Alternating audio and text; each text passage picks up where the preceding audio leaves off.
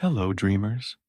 Fairy Dreamland here, your guide to a wonderful and peaceful world. I know you are ready to let go and drift off into a peaceful, relaxing sleep with the help of this video.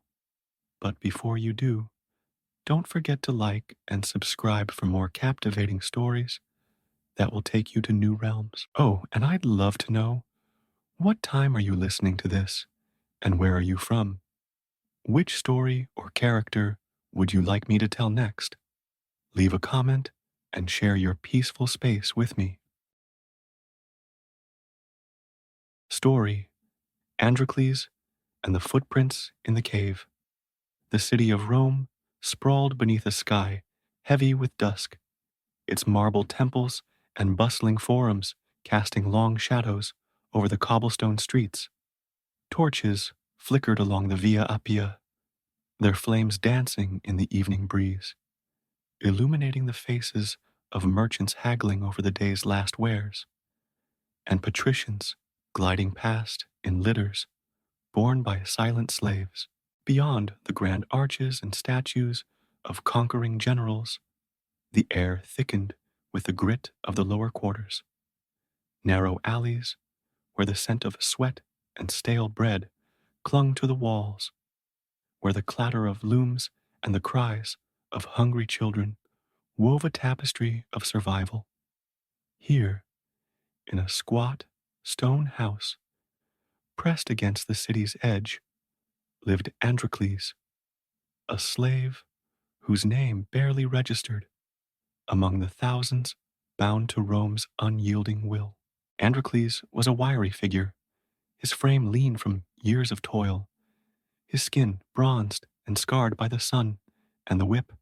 His hair hung dark and matted over a forehead, etched with lines too deep for his 20 summers, and his eyes, deep set, brown as the earth, held a quiet spark, a flicker of something unbroken, despite the weight of his chains.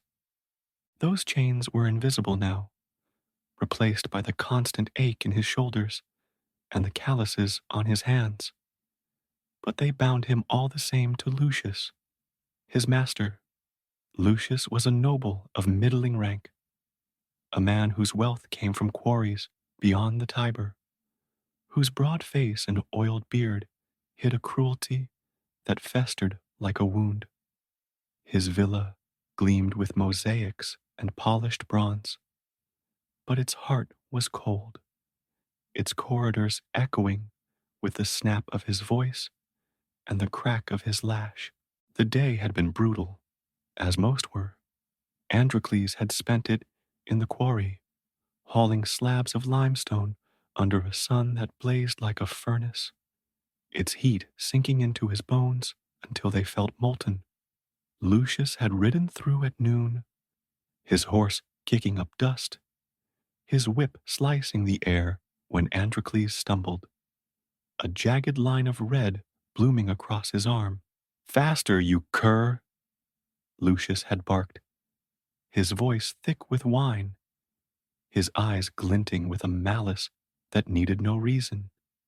The other slaves, nameless faces etched with exhaustion, kept their heads down, but Andrales felt the sting long after, a fire that burned deeper than the cut itself. He'd borne it in silence, as always, but tonight, as the quarry's dust settled and the slaves trudged back to the villa, something shifted, a crack in the wall he'd built around his spirit. The villa's kitchen glowed faintly as night fell, a single lamp casting shadows across the rough-hewn table where Andrales sat, his hands trembling around a crust of bread. It was stale, a scrap left from Lucius's feast, but it was all he'd had since dawn, and he tore into it, the crumbs catching in his dry throat. Beyond the kitchen, the house hummed with the master's revelry, laughter, the clink of goblets, the trill of a lyre as Lucius entertained guests in the triclinium, his voice slurring with each cup of Falernian wine. Andrales chewed slowly, his ears straining past the noise, his mind racing. The bread was a lifeline, but it wasn't enough. Not tonight, not anymore. The whip's sting, Lucius's sneer, the endless days blurring into one another. It was a cage, and he could feel its bars tightening. A crash echoed from the dining hall, a goblet hitting the floor, followed by Lucius's bellow, "More wine, you fools!" And Androcles froze, his breath catching. The slaves scurried, their shadows darting past the doorway, but the master's voice grew quieter, slumping into a mumble as the wine took hold. Androcles peered through the crack in the wall, his heart pounding as he saw Lucius's head loll, his broad frame sagging against a couch, his guests too drunk to notice. The villa's pulse slowed, the night deepening, and a thought, wild, reckless, ignited in Androcles' mind. Now, he slipped the bread into his tunic, its crust a hard lump against his chest, and crept to the kitchen's back door, his bare feet silent on the stone.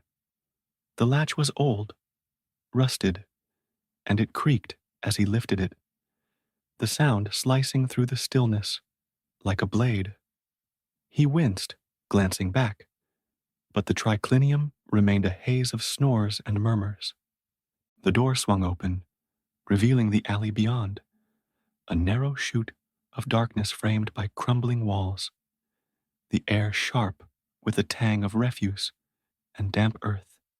Androcles stepped out, the cool night wrapping around him, and pulled the door shut, its thud a final note in the song of his captivity. He didn't look back, couldn't, his legs moving before his mind caught up, carrying him into the labyrinth of Rome's underbelly. The city's edges blurred as he ran, the grand forums giving way to shanties and shadowed paths. The Tiber's glint, a distant promise to his left. His breath burned in his lungs, his feet, raw from the quarry, stinging with each slap against the dirt. But fear drove him faster, the echo of Lucius's whip, a phantom at his heels. Dogs barked in the distance, their howls rising like a chorus of hunters, and Androcles veered toward the wilds beyond the walls, the forest's dark line, a sanctuary against the torchlight flickering behind. The city gate loomed ahead, its guards slumped in the watchtower, their helmets glinting faintly, and he slipped past, a shadow among shadows, the trees swallowing him whole. The forest was a different beast, dense and untamed, its canopy blotting out the moon, its floor a tangle of roots and thorns that snagged his tunic and tore at his skin. Androcles pressed deeper, the bread a lifeline in his pocket, his breath ragged as the city's sounds faded into the rustle of leaves and the distant hoot of an owl. Days blurred into a haze of hunger and flight. He ate the crust in tiny bites, rationing it against the gnawing in his gut, drinking from streams that tasted of moss and earth. His strength waned, his steps faltering, his body a hollow shell, driven by a will he didn't know he had. The forest offered no mercy, no berries, no game he could catch with bare hands. And sickness crept in, a fever that blurred his vision and weighted his limbs.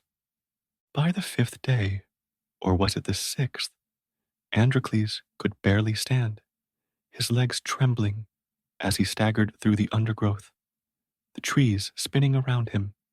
His tunic hung in rags, his feet bloodied and swollen, and the fever burned hot behind his eyes, a fog he couldn't shake.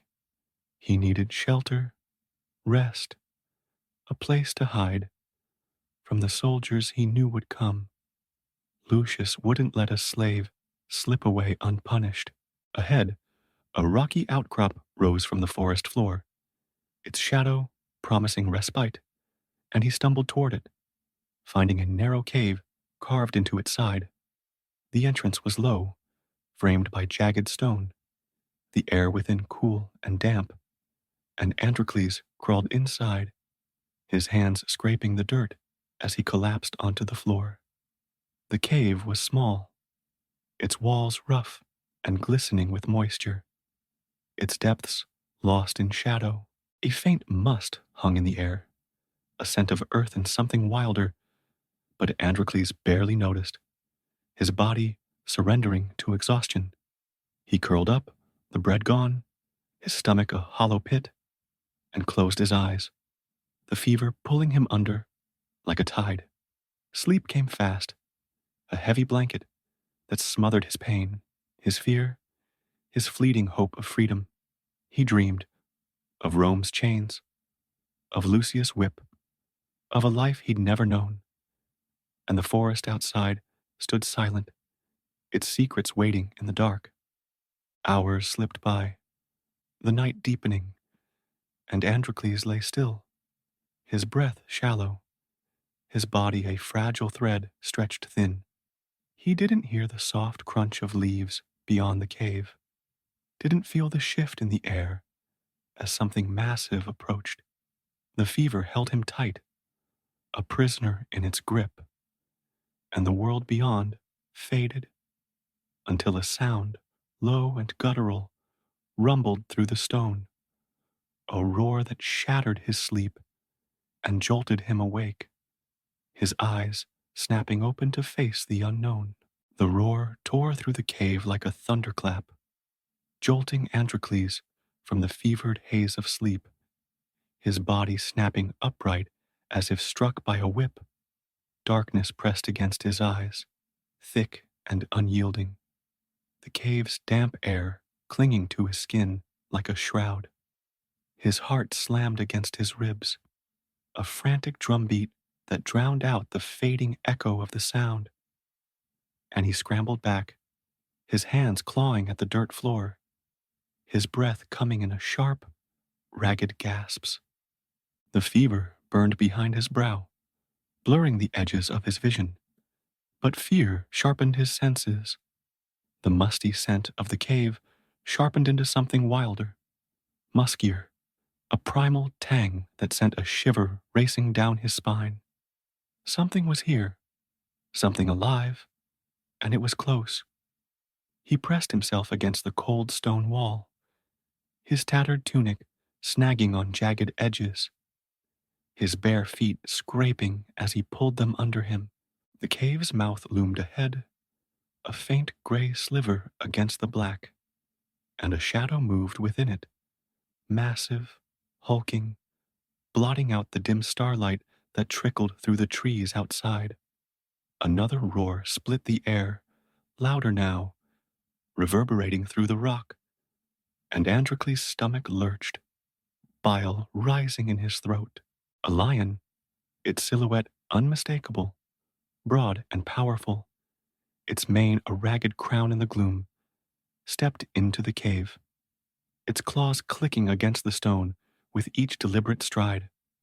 Its eyes caught the scant light, glowing gold like twin embers, and locked onto him, pinning him where he crouched.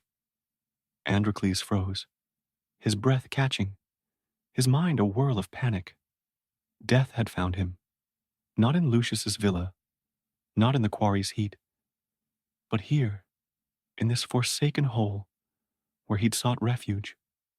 The lion's jaws parted, a low growl rumbling from its chest, and he saw the flash of teeth, sharp, white, a promise of swift and merciless end.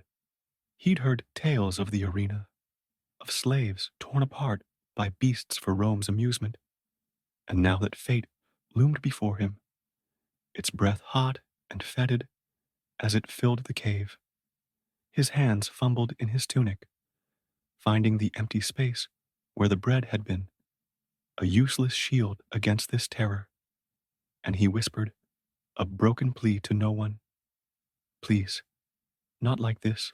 Oh, but the lion didn't charge. It took another step, then faltered, its growl shifting into a pained whine, its massive frame swaying as it limped forward. Androcles blinked, the fever's fog parting just enough for him to see.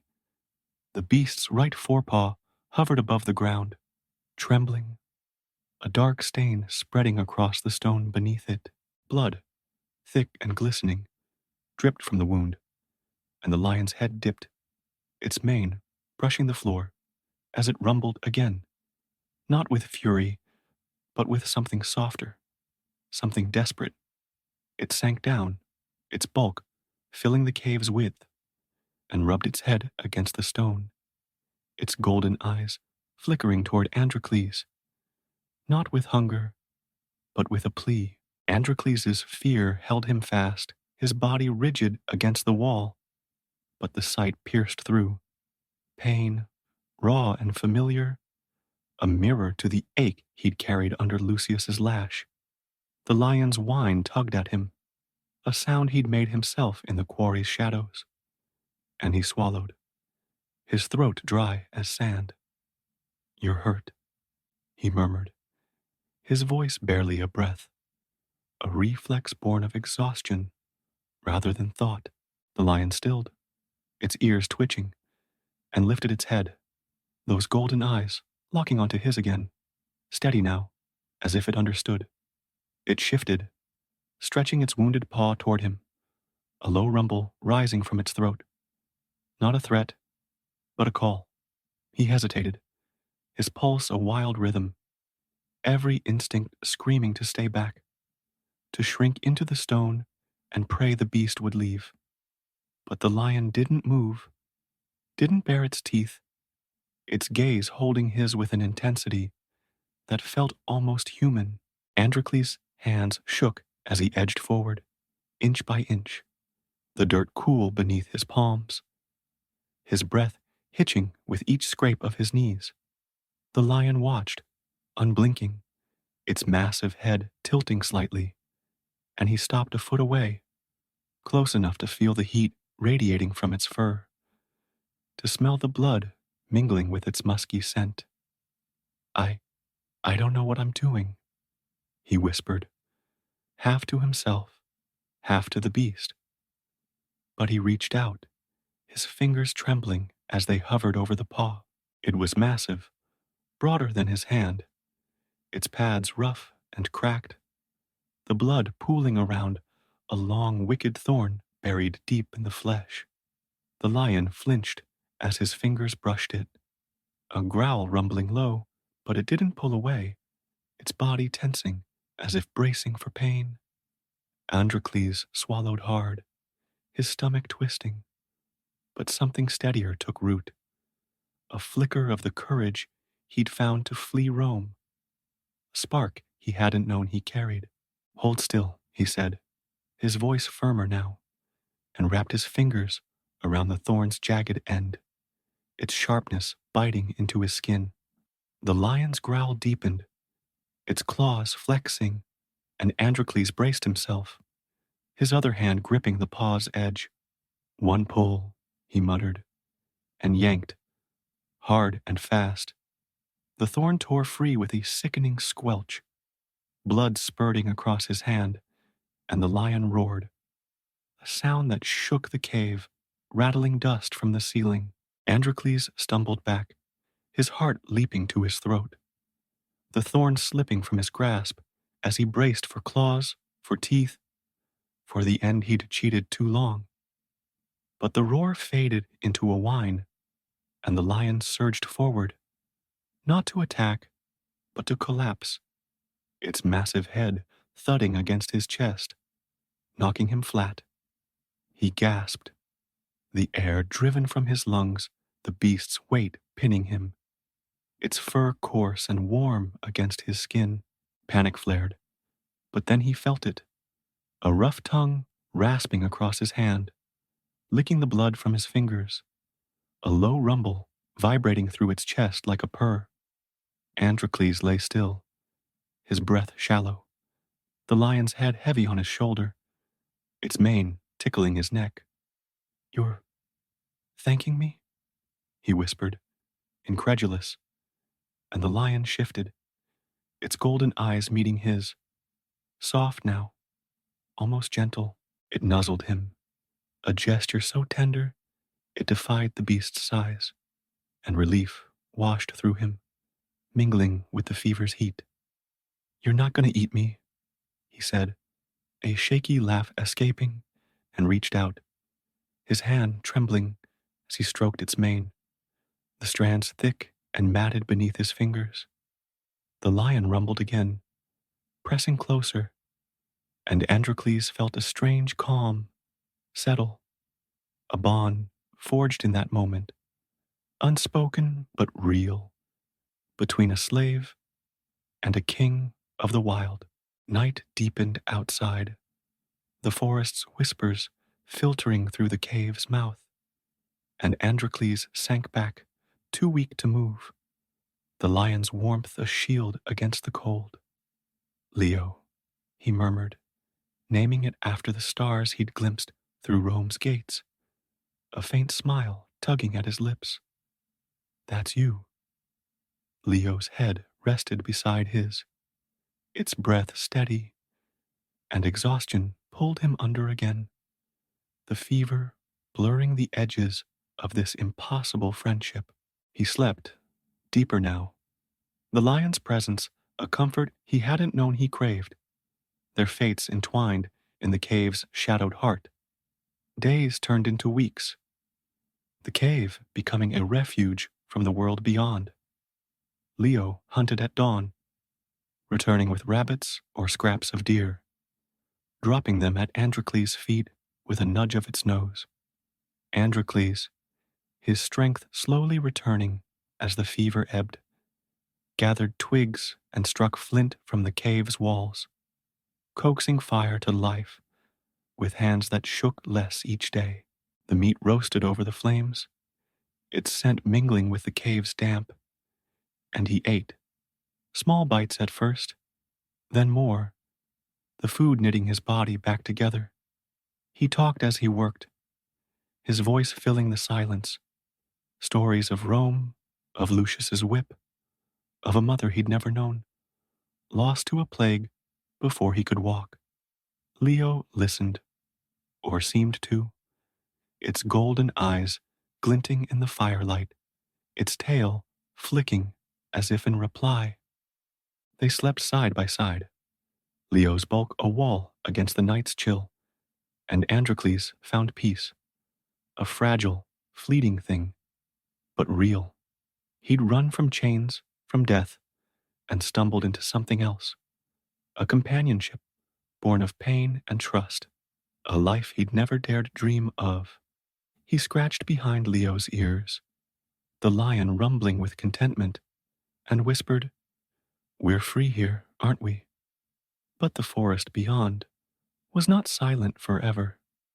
Each rustle, each snap of a twig, pricked his ears, a reminder that Rome's reach was long, its soldiers relentless. One morning, as dawn painted the cave's mouth gold, Leo slipped out to hunt, its limp gone, its stride steady. Androcles lingered by the fire, coaxing it higher, his mind drifting to Dustwell's streets, to the bread he'd stolen, to the whip he'd fled. The cave felt safe, a world apart, but a sound shattered it, boots crunching leaves, metal clanking, voices barking orders. He froze, the fire's crackle drowned by the thud of his heart, and peeked out, his breath catching as soldiers emerged from the trees, armor glinting, spears raised, their faces hard with purpose. "There, footprints," one shouted, pointing to the dirt near the cave. And Androcles shrank back, his sanctuary breached, his freedom slipping through his fingers like sand.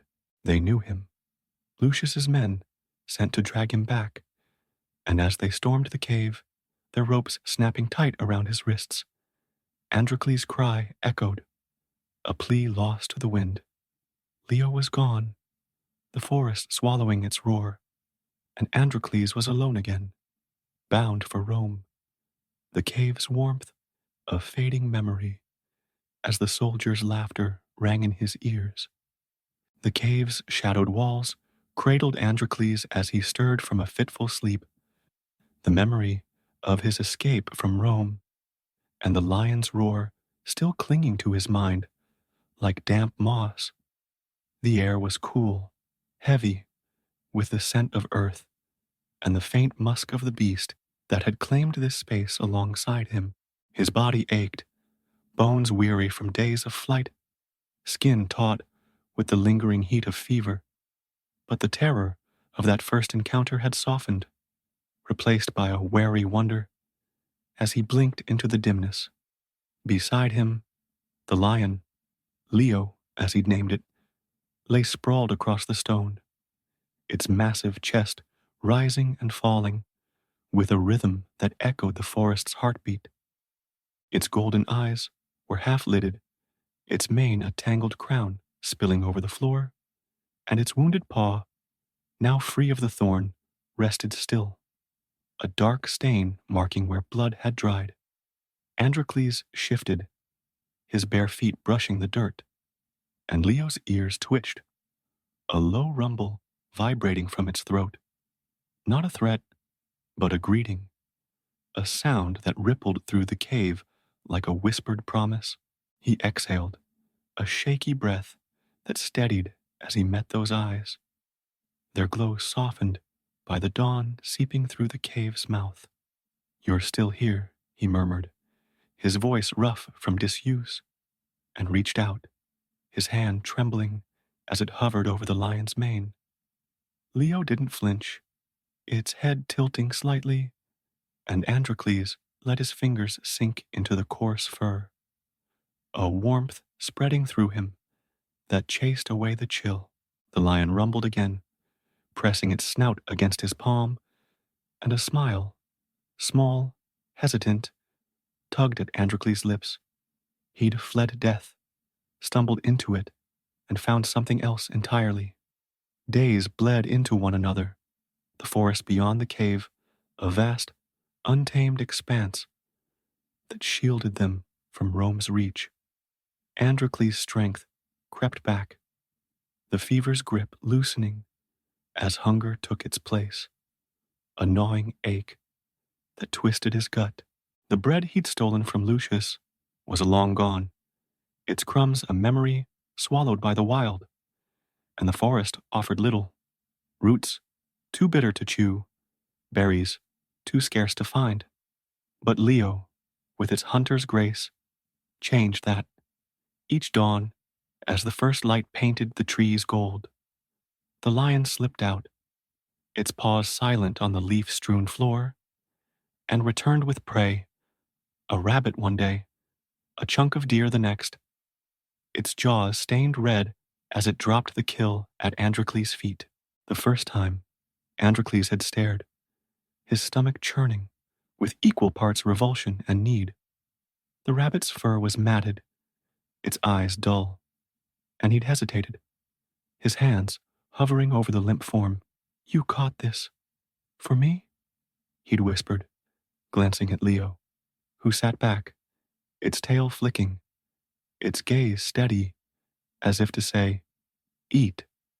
Hunger won out, and he'd fumbled with a flint he'd scavenged from the cave's walls, striking it against a stone until sparks caught on dry twigs. The fire sputtered to life, a fragile glow against the dark, and he roasted the meat, its scent rising sharp and savory, a lifeline he hadn't known he needed. He tore into it, the flesh tough but warm, juices dripping down his chin as Leo watched, its own hunger sated by the hunt's remains.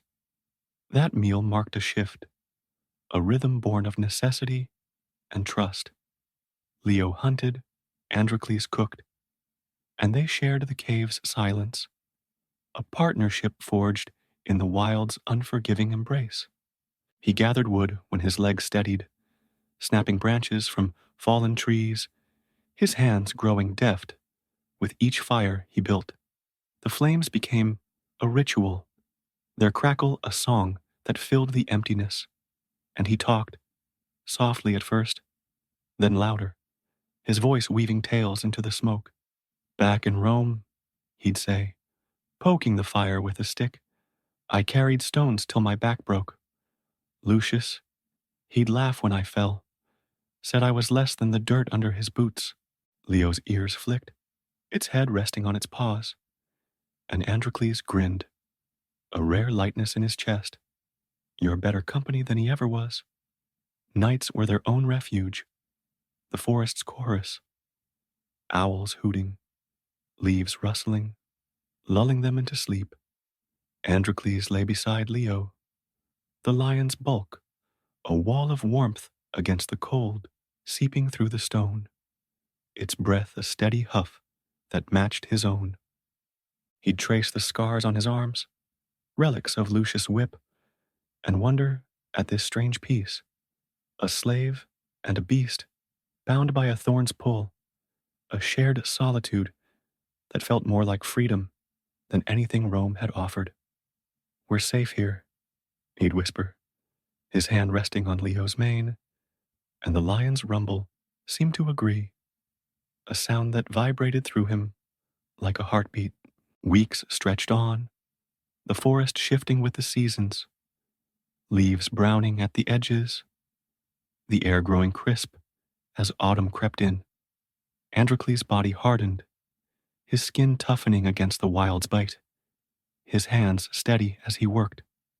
He'd fashioned a crude knife from a sharp stone, using it to skin Leo's kills, and learned the forest's secrets, where water pooled in hollows, where moss grew soft enough to cushion his sleep.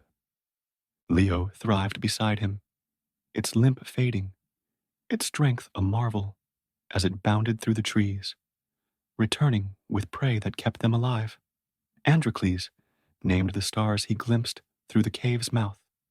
Leo's stars, he called them, and told tales of a mother he'd never known, a woman lost to plague before he could crawl.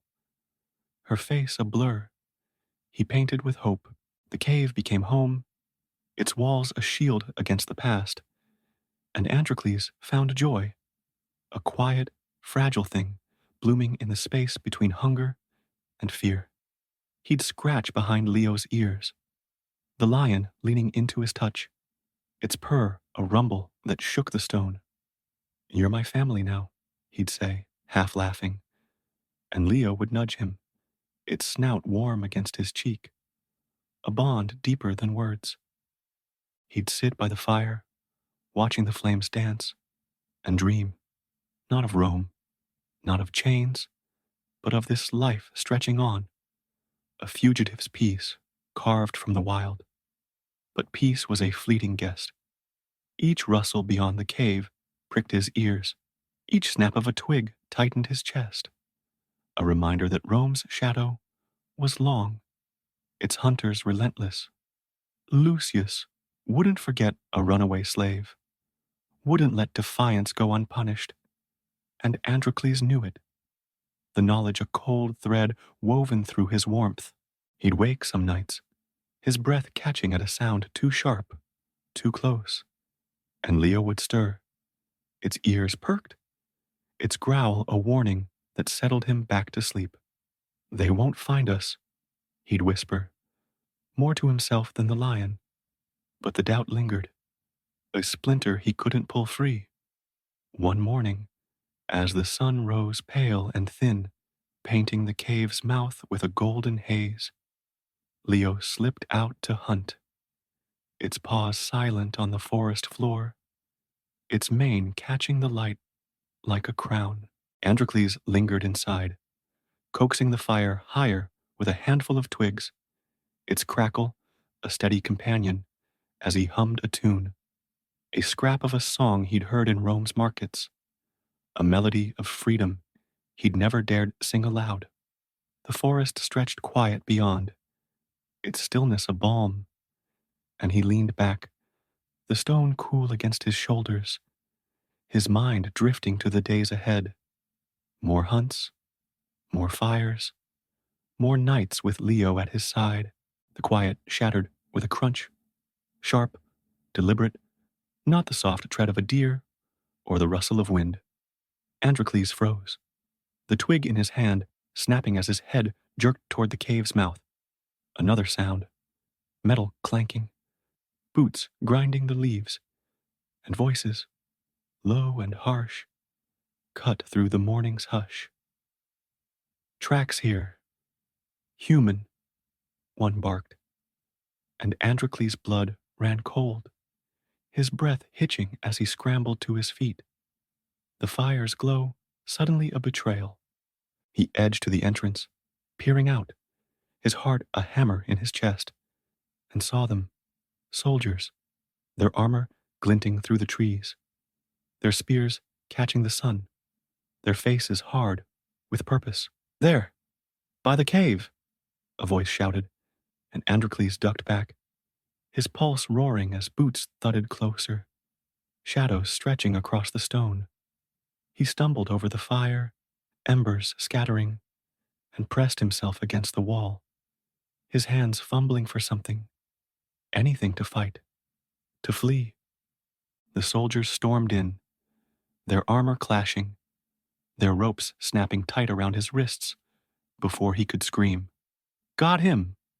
One laughed, yanking him forward, and Androcles thrashed, his voice breaking in a cry. Leo! A plea swallowed by the forest as they dragged him out, the cave's warmth fading behind him. The soldiers hauled him through the trees, their grip bruising, their laughter sharp as they tied his hands tighter, the rope biting into his skin. Lucius'll pay well for this one said, his helm glinting, and Androcles' stomach twisted, the name a lash across his soul. Leo was gone, the hunt keeping it beyond the cave's reach, and Androcles' cry echoed unanswered, a desperate call lost to the wind as Rome reclaimed its runaway, the forest falling silent behind him. The journey back to Rome was a blur of pain and dust, the soldiers' ropes biting into Androcles' wrists as they dragged him through the forest's edge, their boots churning the earth where he'd found fleeting freedom. His bare feet stumbled over roots and stones, each step a jolt, through his weary frame, his tattered tunic clinging to his skin with sweat and grime. The cave, his sanctuary, Leo's lair, faded into the trees behind him, its shadowed mouth a memory swallowed by the soldiers' harsh laughter and the clank of their armor. Thought you'd outrun Lucius, did you? One sneered, yanking the rope until Androcles' knees buckled, his breath hitching as he fell, the dirt scraping his shins. A slave's a slave. Run all you want, we'll always haul you back. The forest gave way to the Via Appia's worn stones, Rome's skyline rising ahead, marble domes and arches glinting in the midday sun, a city of grandeur built on the backs of men like him. Androcles' head hung low, his dark hair matted across his brow, his body trembling from exhaustion and the lingering ache of fever. The soldiers marched him through the gates, past the forums where merchants haggled and senators strutted, their voices a dull roar against the pounding in his ears. Faces blurred, curious, indifferent, cruel, as they hauled him to the ludus, a grim fortress on the city's fringe where slaves and beasts awaited Rome's bloodlust. The gate slammed shut behind him, iron bars clanging with a finality that sank into his bones, and they shoved him into a cell, a dank hole of stone and straw, its air thick with the stench of sweat and despair. Days bled into nights, the cell's darkness broken only by the flicker of a torch beyond the bars, its light casting shadows that danced like specters on the walls. Androcles curled in the corner, his wrists raw from the ropes they'd cut away, his stomach a hollow pit, fed only by scraps of moldy bread and tepid water. The guards spoke in low, rough tones, rumors of his fate, a runaway sentenced to the arena, a spectacle to sate the crowd's hunger. Lion'll tear him apart, one chuckled, tossing a crust through the bars, and Androcles ate, his hands shaking, the words sinking deep.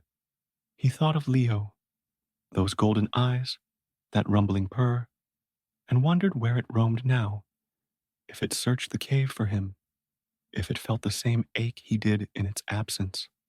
The day came with a roar of trumpets, the ludus trembling as the city awoke to the games. Guards hauled Androcles from his cell, their grips bruising as they dragged him through torchlit tunnels, the air growing hot and heavy with the scent of sand and blood. His tunic hung in rags, his feet bare against the stone, and they thrust him into a holding pen beneath the arena, its iron gate rattling as they locked it shut. Beyond, the crowd's cheers swelled, a thunderous wave that shook the walls, thousands of voices baying for death, for sport, for the thrill Rome craved. Androcles pressed his hands to the bars, his breath shallow, his eyes darting as the guards laughed, their spears glinting. "Time to dance, slave," one said, and the gate creaked open, shoving him into the blinding light.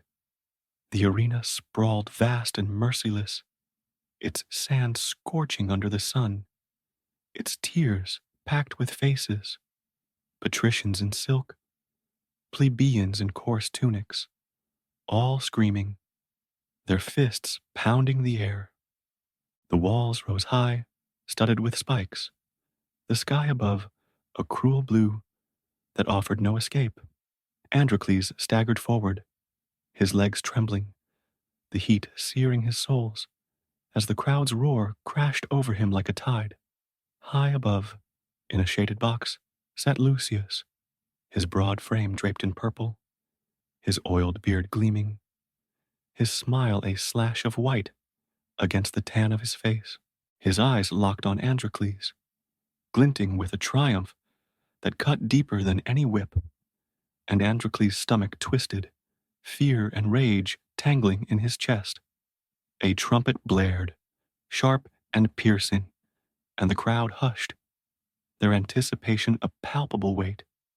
Across the arena, a gate groaned open, iron scraping stone, and a lion emerged, its mane wild, its body lean with hunger, its roar splitting the air as it bounded onto the sand.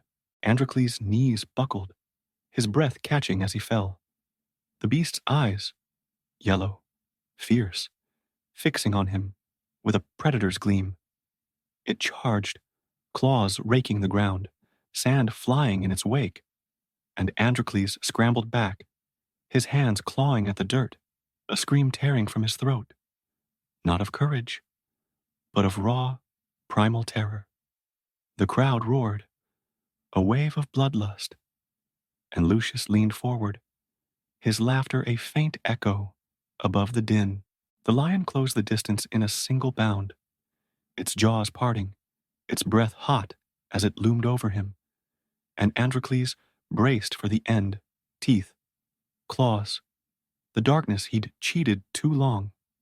But it stopped, its massive head tilting, its roar fading into a low, rumbling growl that vibrated through the sand. Androcles' eyes widened, his breath hitching as recognition struck. Those golden eyes, softened now, familiar as the cave's glow. The mane he'd stroked, the paw he'd freed. "Leo," he whispered, his voice breaking, and the lion's growl shifted, a sound not of fury, but of joy, its tail flicking as it stepped closer, its snout nudging his chest. Tears stung Androcles' eyes, not of fear but of a relief, so sharp it cut through him, and he surged forward, his arms wrapping around the lion's neck, his face buried in its mane. "Leo," he cried, a sob tearing free, and the lion rumbled, pressing against him, its tongue rasping across his hands, its weight a comfort he'd thought lost forever. The crowd's roar faltered, a hush rippling through the stands as they watched. Androcles clinging to the beast, Leo lying at his feet, licking his scarred hands, with a tenderness that defied its hunger, its rage. The lion rubbed its head against his face, a purr shaking its frame, and Androcles laughed, a broken, joyous sound that echoed in the silence. Murmurs swelled, shock, wonder, disbelief, as the spectators leaned forward, their faces a sea of confusion. Lucius stood, his smile vanishing, his hands gripping the box's edge, his voice lost in the rising tide of voices. "What sorcery is this?" a senator muttered, while a woman in the lower tiers gasped, "He's tamed it." Androcles rose, his arm around Leo's neck, his legs trembling but his head high, and faced the crowd, his voice raw but clear. "This is my friend," he said, the words carrying over the sand. "I pulled a thorn from his paw, lived with him in a cave. He's no monster. He saved me, as I saved him." The crowd erupted, a wave of sound, some cheering, some shouting, a chaos of awe and mercy crashing against the arena's walls. "Free him!" a voice cried, sharp and piercing, and others joined. "Live and be free." "Let the lion go too," their fists pounding, their will a thunder that drowned Lucius's snarl. The noble's face darkened, his hands clenching, but the tide turned against him. The people's roar, a force he couldn't silence. Androcles stood, Leo pressed against his side, its warmth a shield as the clamor grew, a plea for life rising from the blood-soaked sand. The praetor, a stern figure in white robes, rose from his seat, his hand raised, and the crowd stilled, breath held as he surveyed the scene. Lucius leaned forward, his voice cutting through.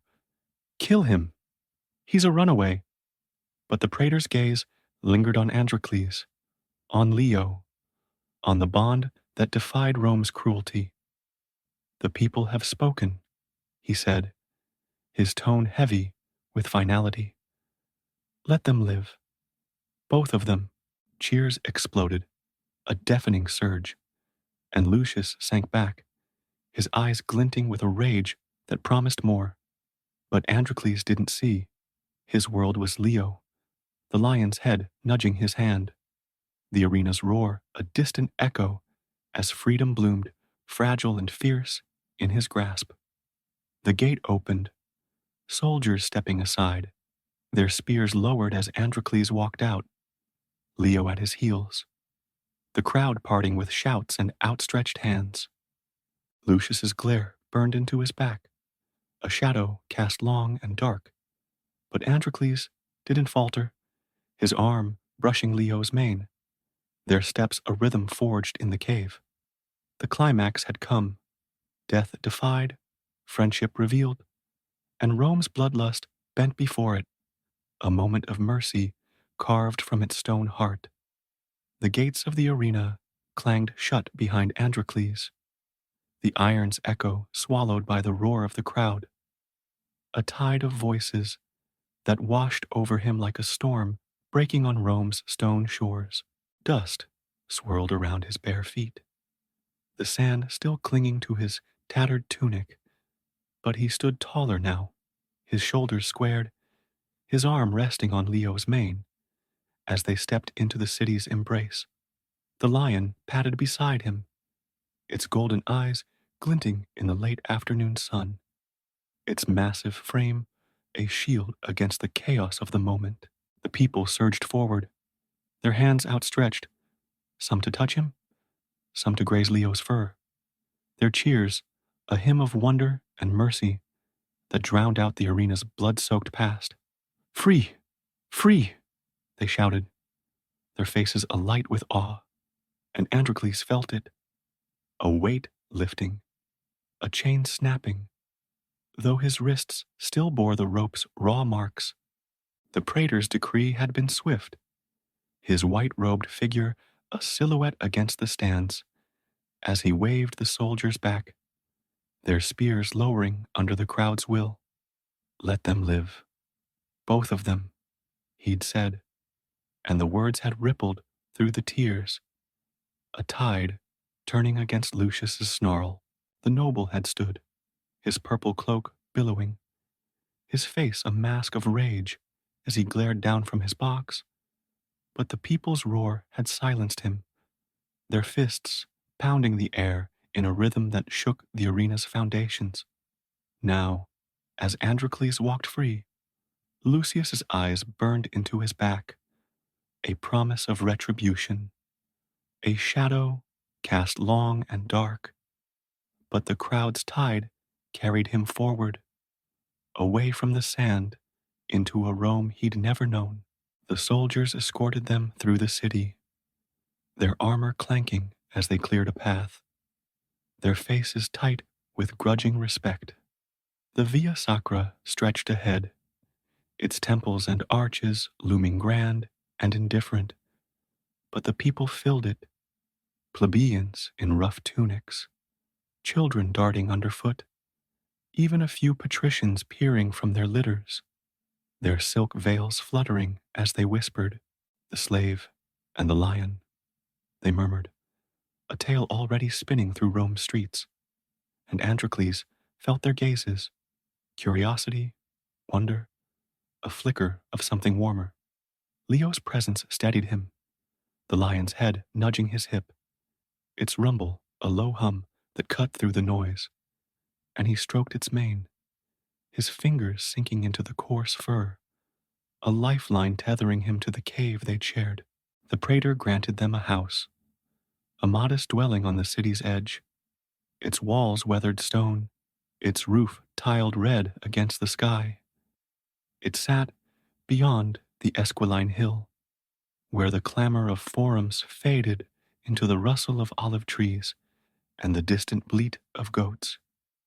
The soldiers left them there, their boots retreating down the path, and Androcles stepped inside, Leo padding after, the lion's claws clicking on the floor.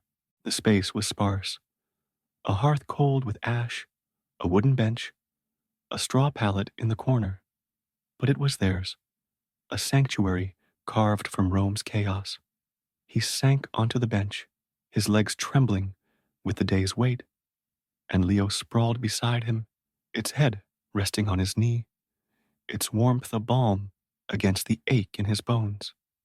Days turned to weeks, Rome's rhythm shifting around them.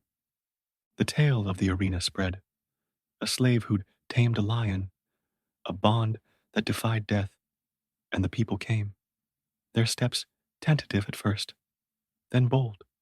Bakers brought loaves, still warm from the oven, their crusts golden and crisp. Women offered jars of olives, their oil slick and fragrant. Children darted close, giggling as they tossed scraps to Leo, who snatched them with a lazy flick of its jaws. Androcles accepted it all, his voice soft with thanks, his hands steady as he shared the food with Leo, their meals a quiet echo of the cave's fires. The lion took to the house, its bulk filling the doorway, its purr a rumble that greeted each dawn, and Androcles found a peace he'd never known, not in Lucius's villa, not in the forest's wild, but here, in this fragile haven. He shed his past like a worn skin, his hands no longer trembling as he worked, chopping wood from the grove nearby, tending a small garden where herbs sprouted green against the soil. The scars on his arms, relics of the whip, faded under the sun, and his eyes, once shadowed with fear, brightened with each laugh he shared with Leo. He'd sit by the hearth at night, the fire crackling, and talk, stories of the cave, of Rome's chains, of a freedom he'd never dared dream. "You saved me back there," he'd say, scratching behind Leo's ears. The lions rumble a reply, and he'd smile, a lightness settling in his chest. The people called him a hero, their gifts a testament to their awe, and he accepted it, not with pride, but with a quiet gratitude for the beast at his side. But peace was a guest, not a tenant, and shadows lingered at its edges. Each night, as the fire died to embers, Androcles heard it, the wind's whistle, through the shutters, sharp and insistent, carrying echoes of Rome's clamor, of soldiers' boots, of Lucius's voice. He'd wake sometimes, his breath catching at a sound too close, a branch snapping, a dog barking, and rise, peering through the window into the dark. Leo stirring at his feet, the nobles' glare from the arena haunted him, a promise unspoken, but felt, and he knew. Lucius wouldn't let this stand, wouldn't let a slave's defiance go unpunished. The city's mercy was a gift, but Rome's justice was a beast of its own, and Androcles felt its jaws lurking, waiting to snap shut. Weeks stretched into months, the seasons turning crisp as autumn painted the grove in gold and red. The people's visits slowed, their wonder fading into routine, but Androcles and Leo remained, two souls bound by a thorn's pull, their days a rhythm of quiet survival. He'd walk the paths beyond the house, Leo at his heels, the lion's stride a steady echo to his own, and breathe the air, clean, sharp, free. "We've got a life here," he'd whisper, his hand brushing Leo's mane, and the lion's nudge was answer enough, a pact sealed in silence. But the nights grew longer, the wind sharper, and the unease in his chest deepened, a thread of doubt he couldn't unravel. One morning, as dawn broke pale and thin, painting the grove with a silver haze, Androcles woke to silence, the hearth cold, the air still, Leo's warmth absent from his side. He sat up, his pulse quickening, and found the lion by the door, its massive frame silhouetted against the gray light, its golden eyes fixed on the forest beyond. "Leo," he called, his voice soft, and the lion turned, its gaze steady, a flicker of something, restlessness perhaps, shimmering within. Androcles rose, his bare feet cold on the stone, and crossed to it, his hand sinking into its mane as he followed its stare. The forest stretched dark and vast, its trees whispering secrets he couldn't hear, and a chill crept up his spine. Not from the air, but from a feeling, a pull he couldn't name. He knelt beside Leo, his fingers tracing the lion's scarred paw, the memory of the cave vivid, the thorn, the roar, the bond that had defied death. "You feel it too, don't you?" he murmured, his voice trembling with a question he didn't want to ask.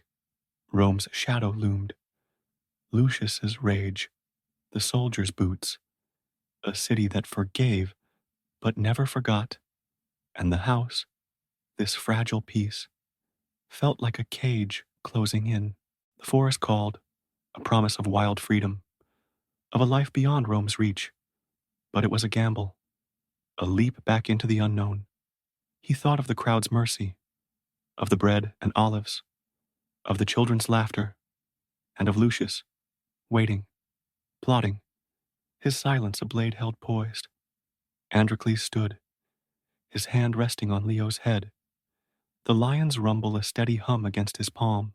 The dawn brightened, the grove glowing with a light that caught the red in Leo's mane, and he took a breath, the air sharp in his lungs. "We could go," he said, his voice low, a whisper to the wind, to Leo, to himself, back to the wild, where no one can touch us. Leo shifted, its eyes lifting to his, and stepped forward, its paw pressing the earth beyond the threshold. A silent answer that tugged at Androcles' heart. He looked back, the house, the hearth, the life Rome had granted, and then ahead to the forest's edge, where shadows danced and freedom beckoned, uncertain and vast. The story ends there, with Androcles and Leo poised at the door, the grove stretching before them, Rome a murmur at their backs. Would they stay, carving a life from the city's mercy, risking Lucius's wrath? Or would they run, vanishing into the wild, a slave and a lion, bound by a bond no chain could break?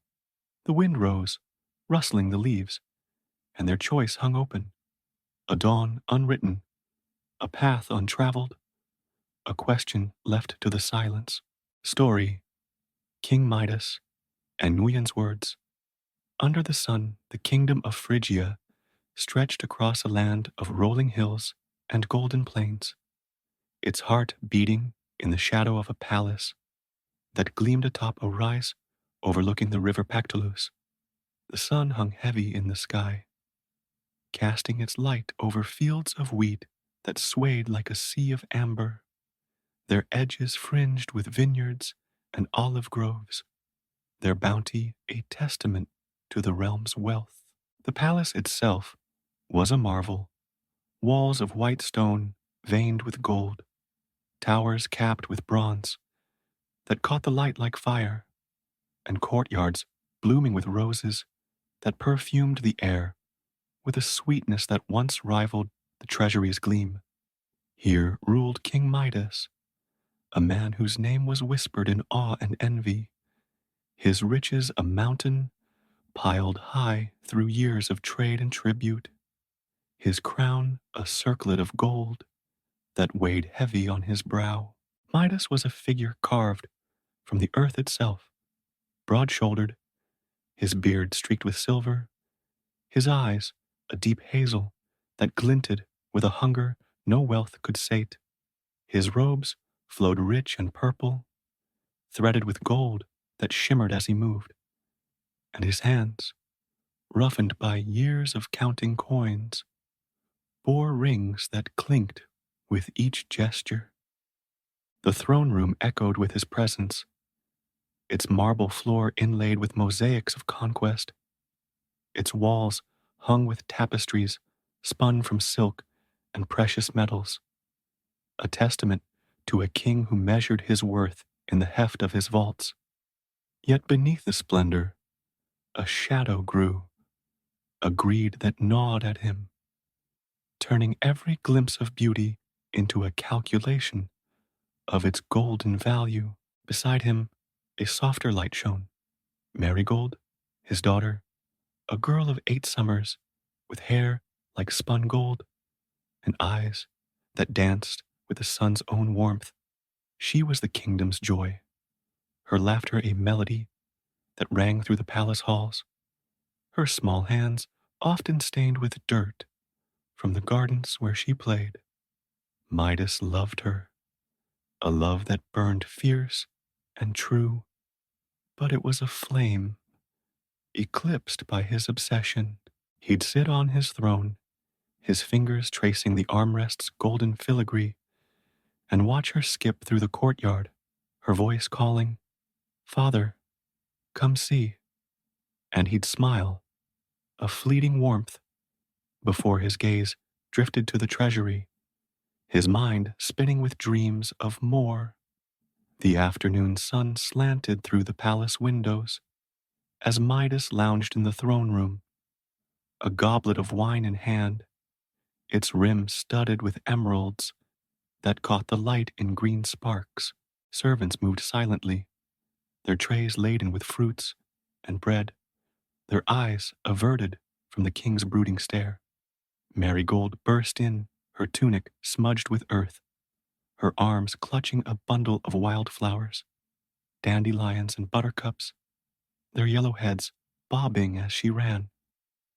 "Father, look," she cried, her voice bright as she thrust them toward him. petals scattering across the marble. I picked them for you. Aren't they pretty? Midas set the goblet down, its clink a sharp note against the silence, and leaned forward, his smile thin as he took the bouquet.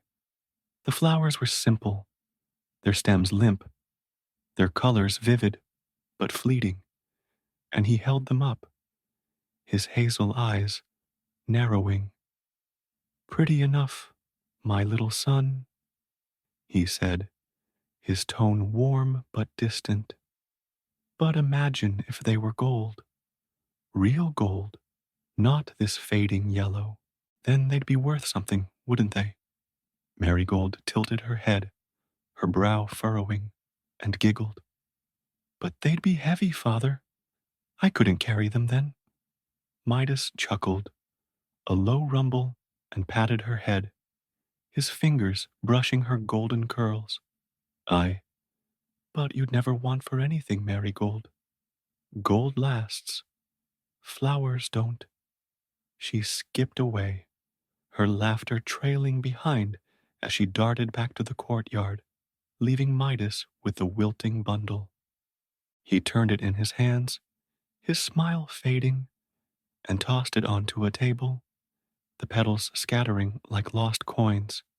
His gaze drifted to the window, where the fields stretched golden under the sun, their ripe wheat swaying in the breeze, and a sigh escaped him, heavy with longing.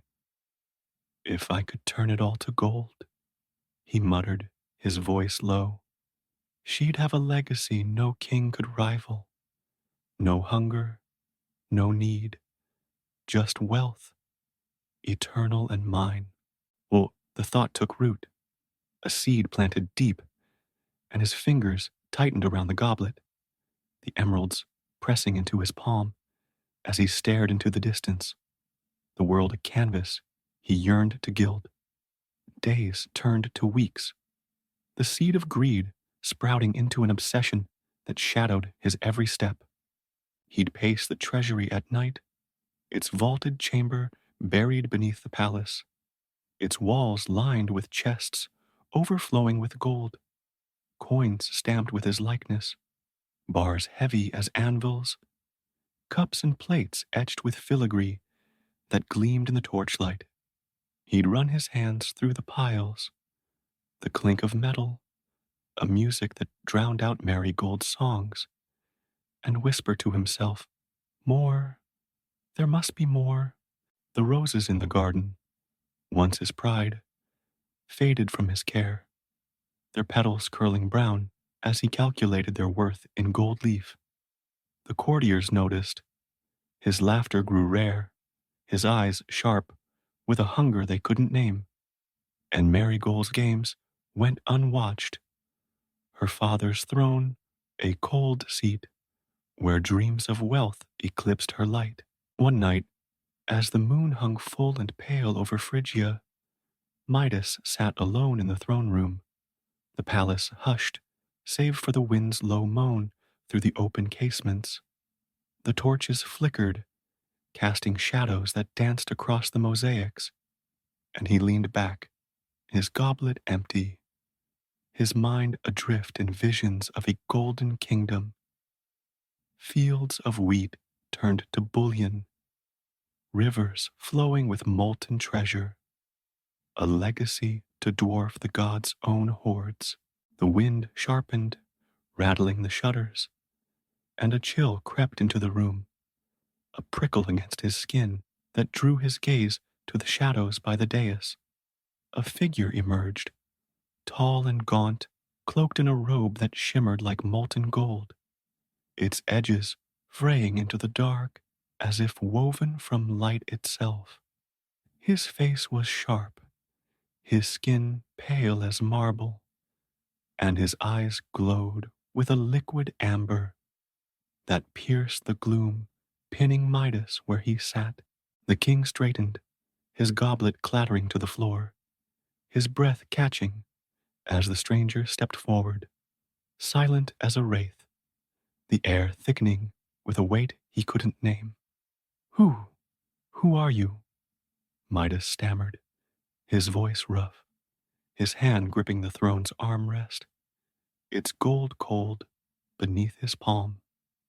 The stranger's lips curled, a smile that glinted like a blade, and his voice rolled low and smooth, a sound that seemed to hum through the stone. A friend, Midas, he said, his amber eyes unblinking. One who sees the hunger in your heart, the dreams you cradle in this gilded cage. You want more than this palace, more than these fields can yield. He gestured to the room, his hand sweeping through the shadows, and the torchlight flared, casting a golden sheen across the walls that made Midas's pulse quicken. I can give it to you, the stranger continued, stepping closer, his cloak brushing the floor with a whisper, a power to turn all you touch to gold. Eternal, boundless, yours. Midas's breath hitched, his mind racing, the stranger's words a spark igniting the fire of his greed. All I touch? He echoed, leaning forward, his hazel eyes glinting with a fevered light. Every blade of grass, every stone. Gold? The stranger nodded, his smile widening, a gleam that promised everything and questioned nothing. At dawn, he said, if you will it, speak, and it's done. Midas's hands trembled, the throne's gold, a dull echo of the wealth he imagined. Fields shimmering, rivers gleaming, a kingdom to outshine the sun itself. Marigold's face flashed in his mind, her laughter, her flowers, but the vision of gold drowned it out, a tide he couldn't resist. Yes, he said, his voice a rasp, firm with a certainty that brooked no doubt. I will it. Give me this power. The stranger's eyes flared, a molten glow that filled the room, and he raised a hand, his fingers tracing the air, as if weaving a thread unseen. So be it, he said, his voice a whisper that echoed like a bell, and the wind surged, sharp and cold, rattling the shutters as the torches guttered low. Midas blinked, shielding his eyes against the sudden brilliance, and when he looked again, the stranger was gone. Only a faint shimmer lingered, a golden haze that faded into the dark.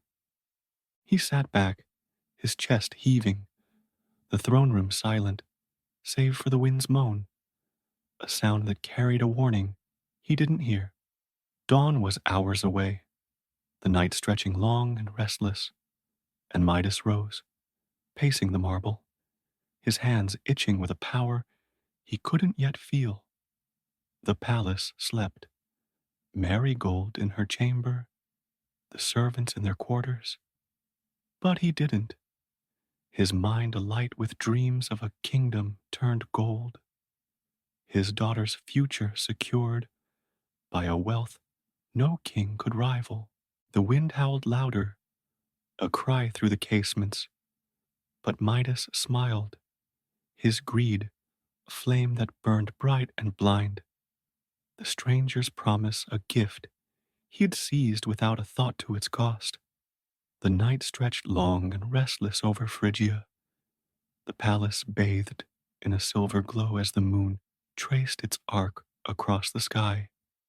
Midas paced the throne room, his purple robes trailing behind him like a shadow, his footsteps echoing off the marble in a rhythm that matched the pounding of his heart. The stranger's promise burned in his mind, a power to turn all he touched to gold, a gift bestowed in the flicker of torchlight, sealed with a word under the moon's cold gaze. Sleep eluded him, his hazel eyes glinting with a fevered light, his hands trembling with anticipation as he traced the throne's golden armrests, imagining a kingdom transformed by dawn. The wind howled through the open casements, rattling the shutters with a moan that might have been a warning. But Midas heard only the clink of coins in his dreams, a symphony of wealth that drowned out the night's unease.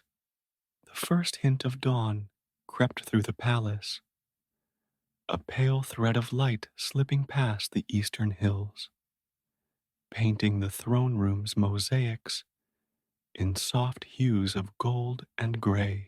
Midas paused, his breath catching as he turned to the window, the sky shifting from indigo to amber, the sun's edge a fiery promise rising above the wheat fields. He felt it then, a warmth tingling through his fingers, a pulse that raced up his arms and settled in his chest, sharp and electric, as if the stranger's words had woven themselves into his flesh.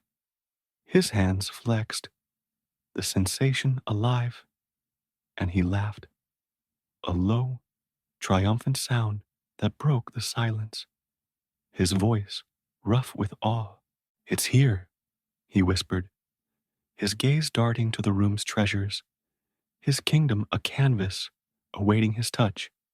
He reached for the throne first, his fingers brushing its carved back, and the wood shimmered, grains melting into a sheen of gold that spread like liquid fire, hardening into a metal so pure it gleamed with the sun's own light.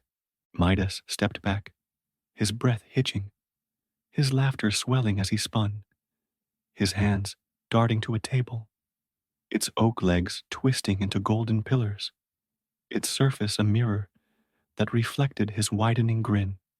He grabbed a goblet, bronze a moment ago, and it morphed in his grasp, its curves smoothing into gold, its weight doubling as he hefted it, the sound of his delight ringing through the hall.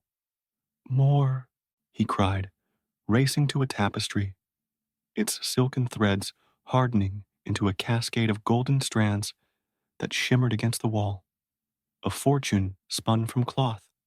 The palace awoke to his frenzy, servants stirring, as Midas burst from the throne room, his robes billowing, his hands a blur of creation.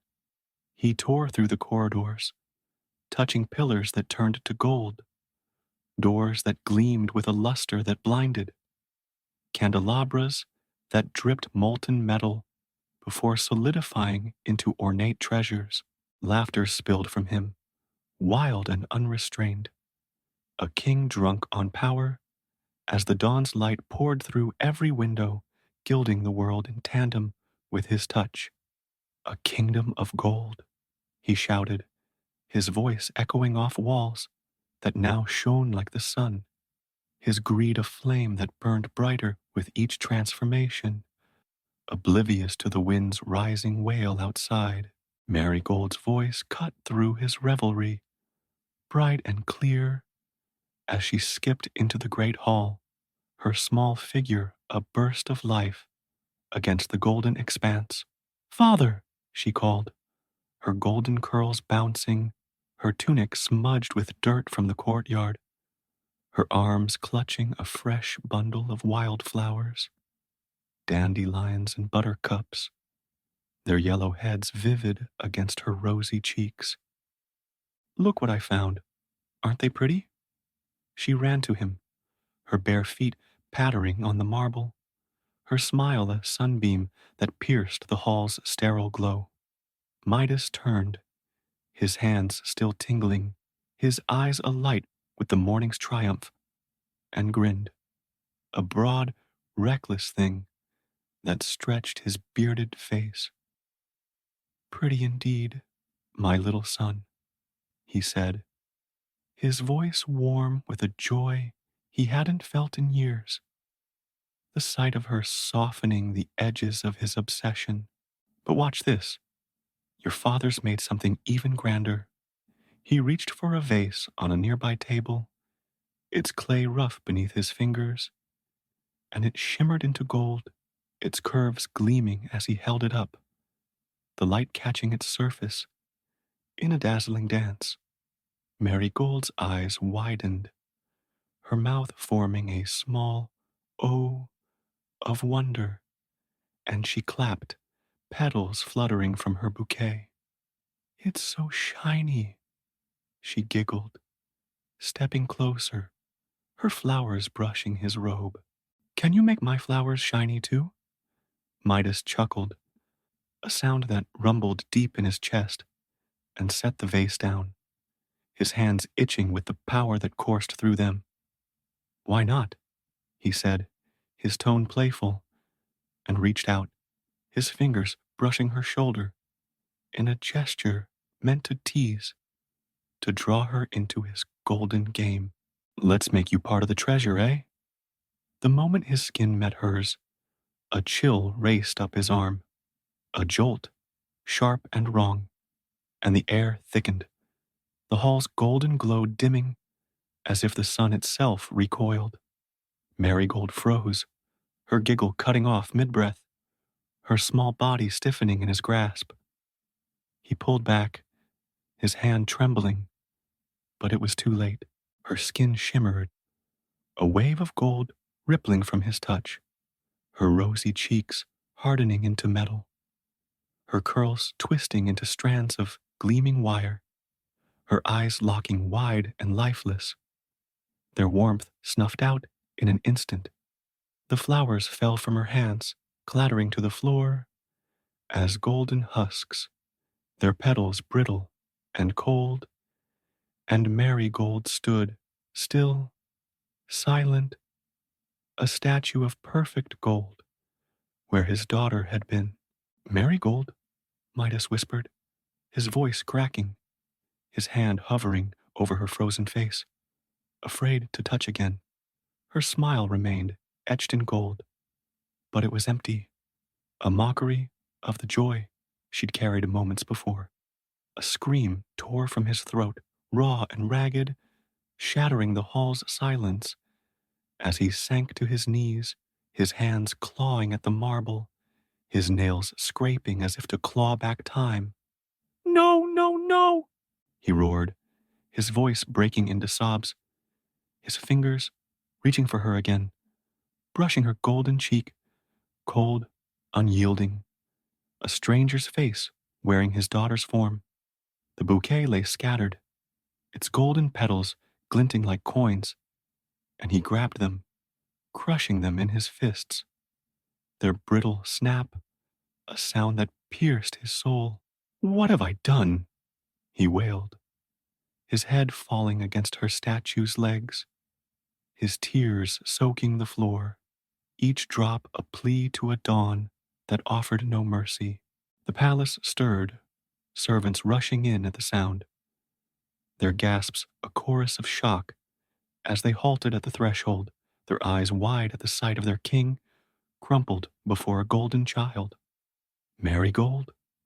Midas cried, his voice a howl that echoed off the gilded walls, his hands pounding the stone until they bled, the blood streaking red against the gold. The power in his fingers pulsed, a curse he couldn't shed, and he staggered to his feet, his gaze wild as he turned to the servants. Stay back, he shouted, his voice hoarse, his hands raised as if to ward them off, terror flashing in his eyes at the thought of touching them too. He ran, through the hall, down corridors, his robes trailing, his breath a ragged gasp as he fled the statue that had been his daughter.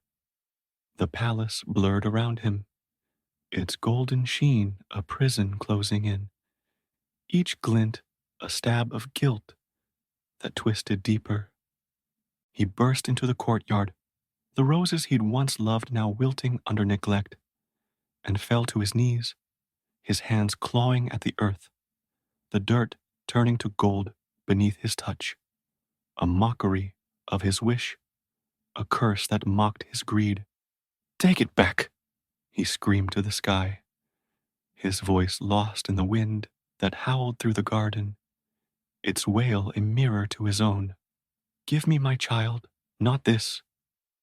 The sun climbed higher, its light pouring over Phrygia, gilding the fields he'd dreamed of turning to gold.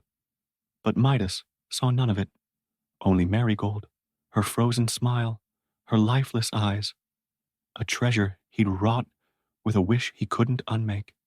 He sank into the dirt, his sobs shaking his frame. The golden touch a weight that crushed him, a dawn that broke not with triumph, but with despair. The palace stood silent behind him, its halls a tomb of his making, and the wind carried his cries, unheard, unanswered, into a kingdom now shadowed by a curse beneath the sun. The courtyard of the Phrygian palace lay silent under the rising sun, its golden light spilling across the wilted roses and the dirt where Midas knelt. His hands buried in the earth, he'd turned to gold. His sobs echoed off the stone walls, a raw, broken sound that mingled with the wind's mournful howl. His tears streaking the dust beneath him as he clawed at the ground, his fingers trembling with a power he now loathed.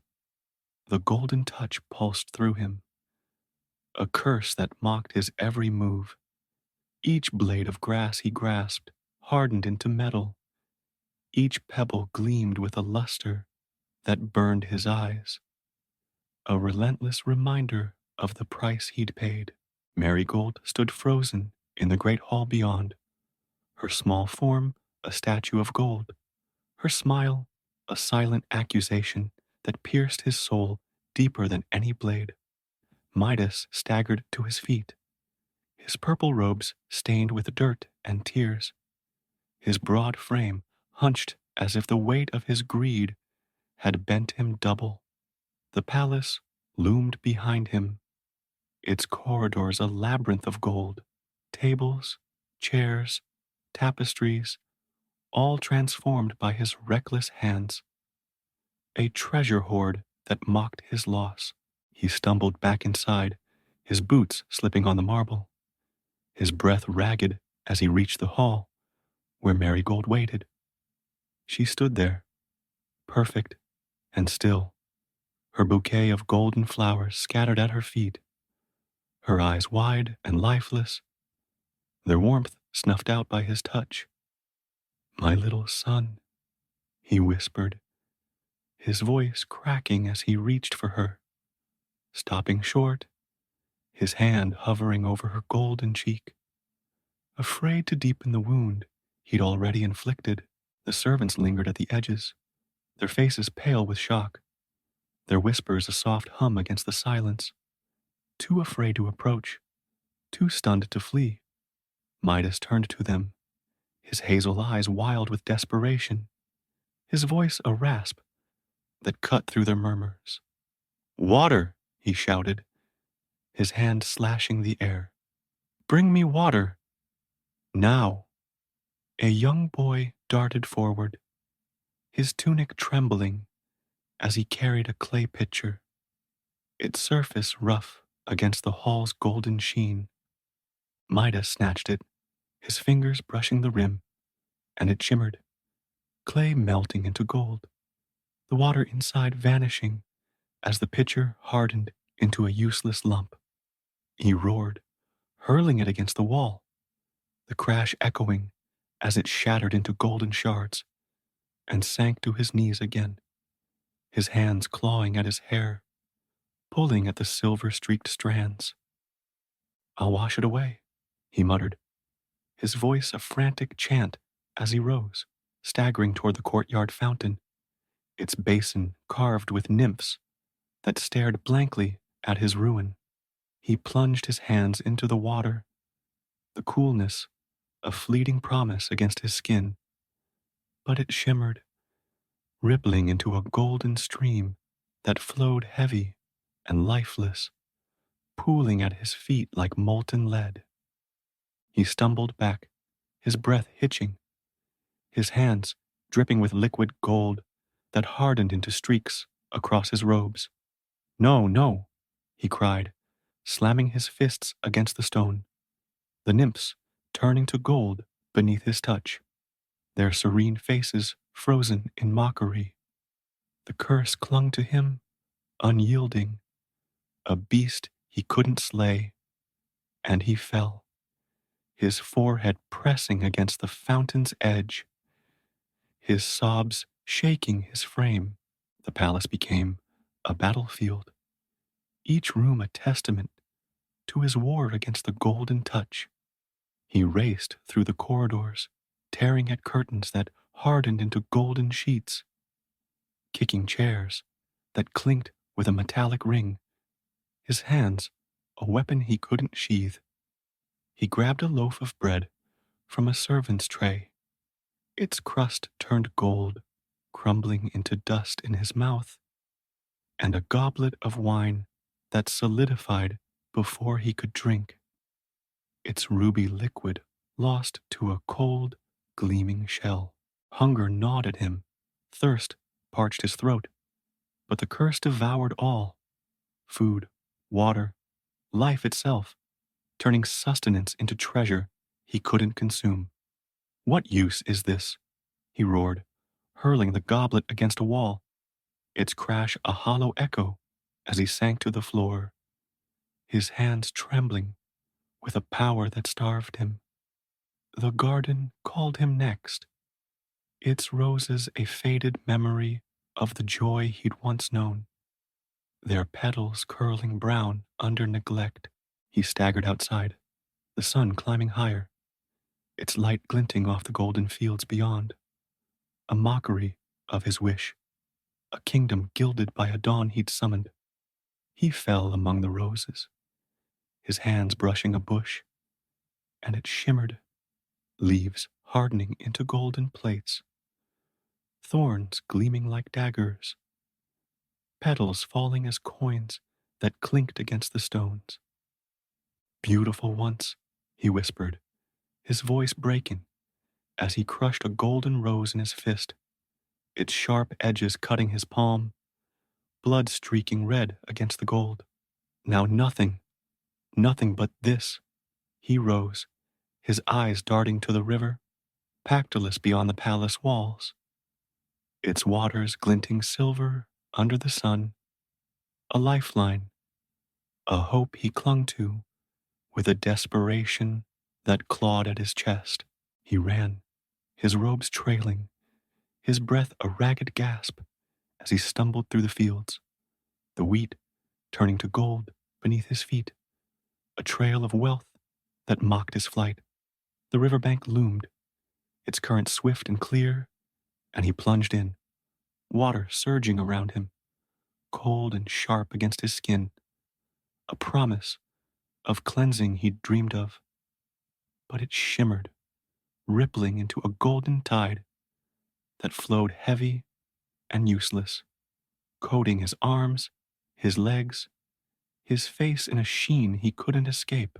He screamed, thrashing against the current, his hands clawing at the water as it hardened into streaks across his body, a prison he couldn't break. Midas crawled from the river, his robes sodden with golden threads, his breath a sob as he collapsed on the bank, the mud turning to gold beneath him. "Take it back," he bellowed, his voice lost to the wind that howled across the plains, his fists pounding the earth until they bled, the blood mingling with the gold in a grotesque dance. The palace stood distant, its towers gleaming, Marigold's statue a silent sentinel within, and he wept, tears falling to the ground, each drop a plea that hardened into golden pearls, a curse that mocked his grief. "I'd give it all, everything for her," he whispered, his head bowing, his hands trembling as the sun climbed higher, its light a cruel witness to his ruin. Night fell, a shroud over Phrygia. The palace hushed, save for the wind's wail through its golden halls.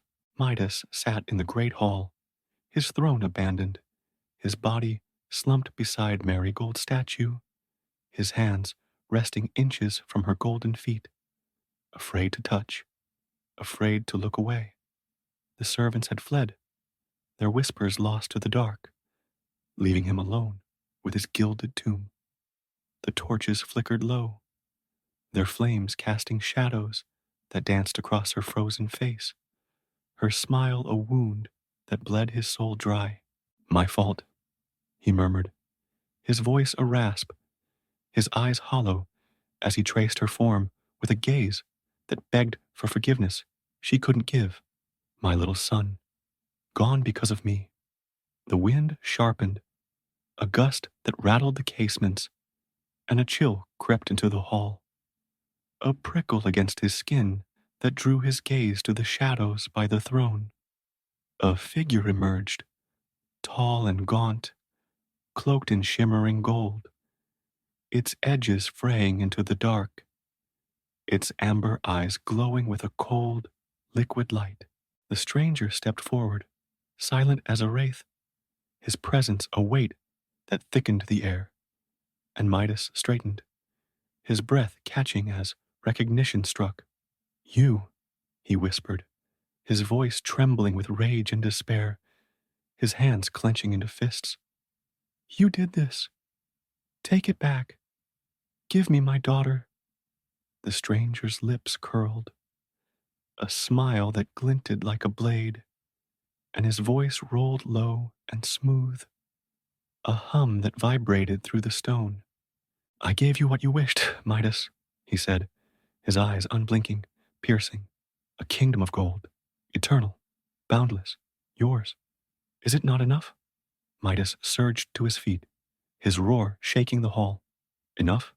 She's gone. My child, my light. Because of you. He lunged, his hands outstretched. But the stranger stepped back, untouched, his cloak swirling as he raised a hand, the air shimmering with a golden haze. Calm yourself, king, the stranger said, his tone softening, a thread of amusement beneath the steel. You chose this, your greed, your voice. But I am not without mercy. Midas froze, his breath hitching, spark of hope flaring in his chest. Mercy? He echoed, his voice breaking. Then undo it. Take this curse. Give her back. The stranger's eyes narrowed, his smile fading, and he gestured to the window where the river Pactolus glinted under the moon. Go to the river, he said, his voice a whisper that cut through the wind. Bathe in its waters and bring them back to heal what you've broken, if your heart is true. Midas stared, his hands trembling. The stranger's words, a lifeline he clutched with a desperation that shook him. If, he rasped, but the figure shimmered, fading into the shadows, its amber eyes the last to vanish, leaving only the wind's wail and the golden hall's silence. He turned to Marigold, her statue gleaming in the torchlight, and sank beside her, his hand hovering over hers, his tears falling anew. I'll bring you back, he whispered, his voice a vow, his resolve a flame kindled in the dark. The river waited, a silver thread beyond the palace walls, and Midas rose, his steps unsteady but driven, the stranger's promise a fragile hope against the curse beneath the dawn. The night hung heavy over Phrygia, the palace a golden mausoleum under a moon that cast its pale light through the great hall's casements. Midas knelt beside Marigold's statue, his hands trembling inches from her golden form, his hazel eyes red-rimmed with tears that streaked his bearded face. Her frozen smile pierced him, a wound that bled his soul dry, and the stranger's words echoed in his mind, a lifeline woven with a thread of doubt. Bathe in its waters and bring them back to heal what you've broken, if your heart is true. The river Pactolus glimmered beyond the palace walls, a silver ribbon winding through the darkness, and Midas rose, his broad frame unsteady, but driven by a fire that burned through his despair. I'll save you, he whispered, his voice a vow cracked with anguish, his hand brushing the air above her golden curls as he turned to the night. He stumbled through the hall, his purple robes trailing, stained with dirt and tears, his bare feet slapping the marble as he raced for the courtyard. The palace loomed silent, its golden corridors a tomb of his making. The servants long fled into the shadows, their whispers lost to the wind that howled through the open doors. Midas burst outside, the cool air biting his skin, the wilted roses swaying in the breeze. A garden he'd once loved, now a graveyard of gilded thorns. The moon hung low, its light glinting off the fields beyond, their wheat shimmering gold from his earlier touch, a mockery of the wealth he'd craved. His breath came in ragged gasps, his chest heaving as he ran, the river's call a drumbeat in his ears, each step a prayer to undo the curse he'd summoned. The fields stretched wide and treacherous, their golden stalks crunching beneath his feet, their sharp edges slicing his soles as he pushed through, blood trailing red against the metal sheen. The wind whipped his robes, tugging at him like a warning. But Midas didn't falter, his eyes fixed on the river Pactolus, its waters glinting under the moon. A beacon, a hope, a chance to reclaim what he'd lost. His legs burned, his lungs screamed, but he ran faster, the palace shrinking behind him, Marigold's statue, a silent sentinel driving him onward.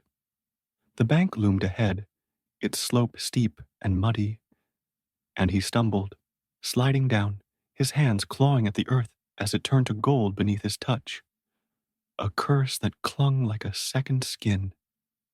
He hit the water with a splash, the cold surging around him, shocking his senses as it swallowed his waist, his chest, his shoulders.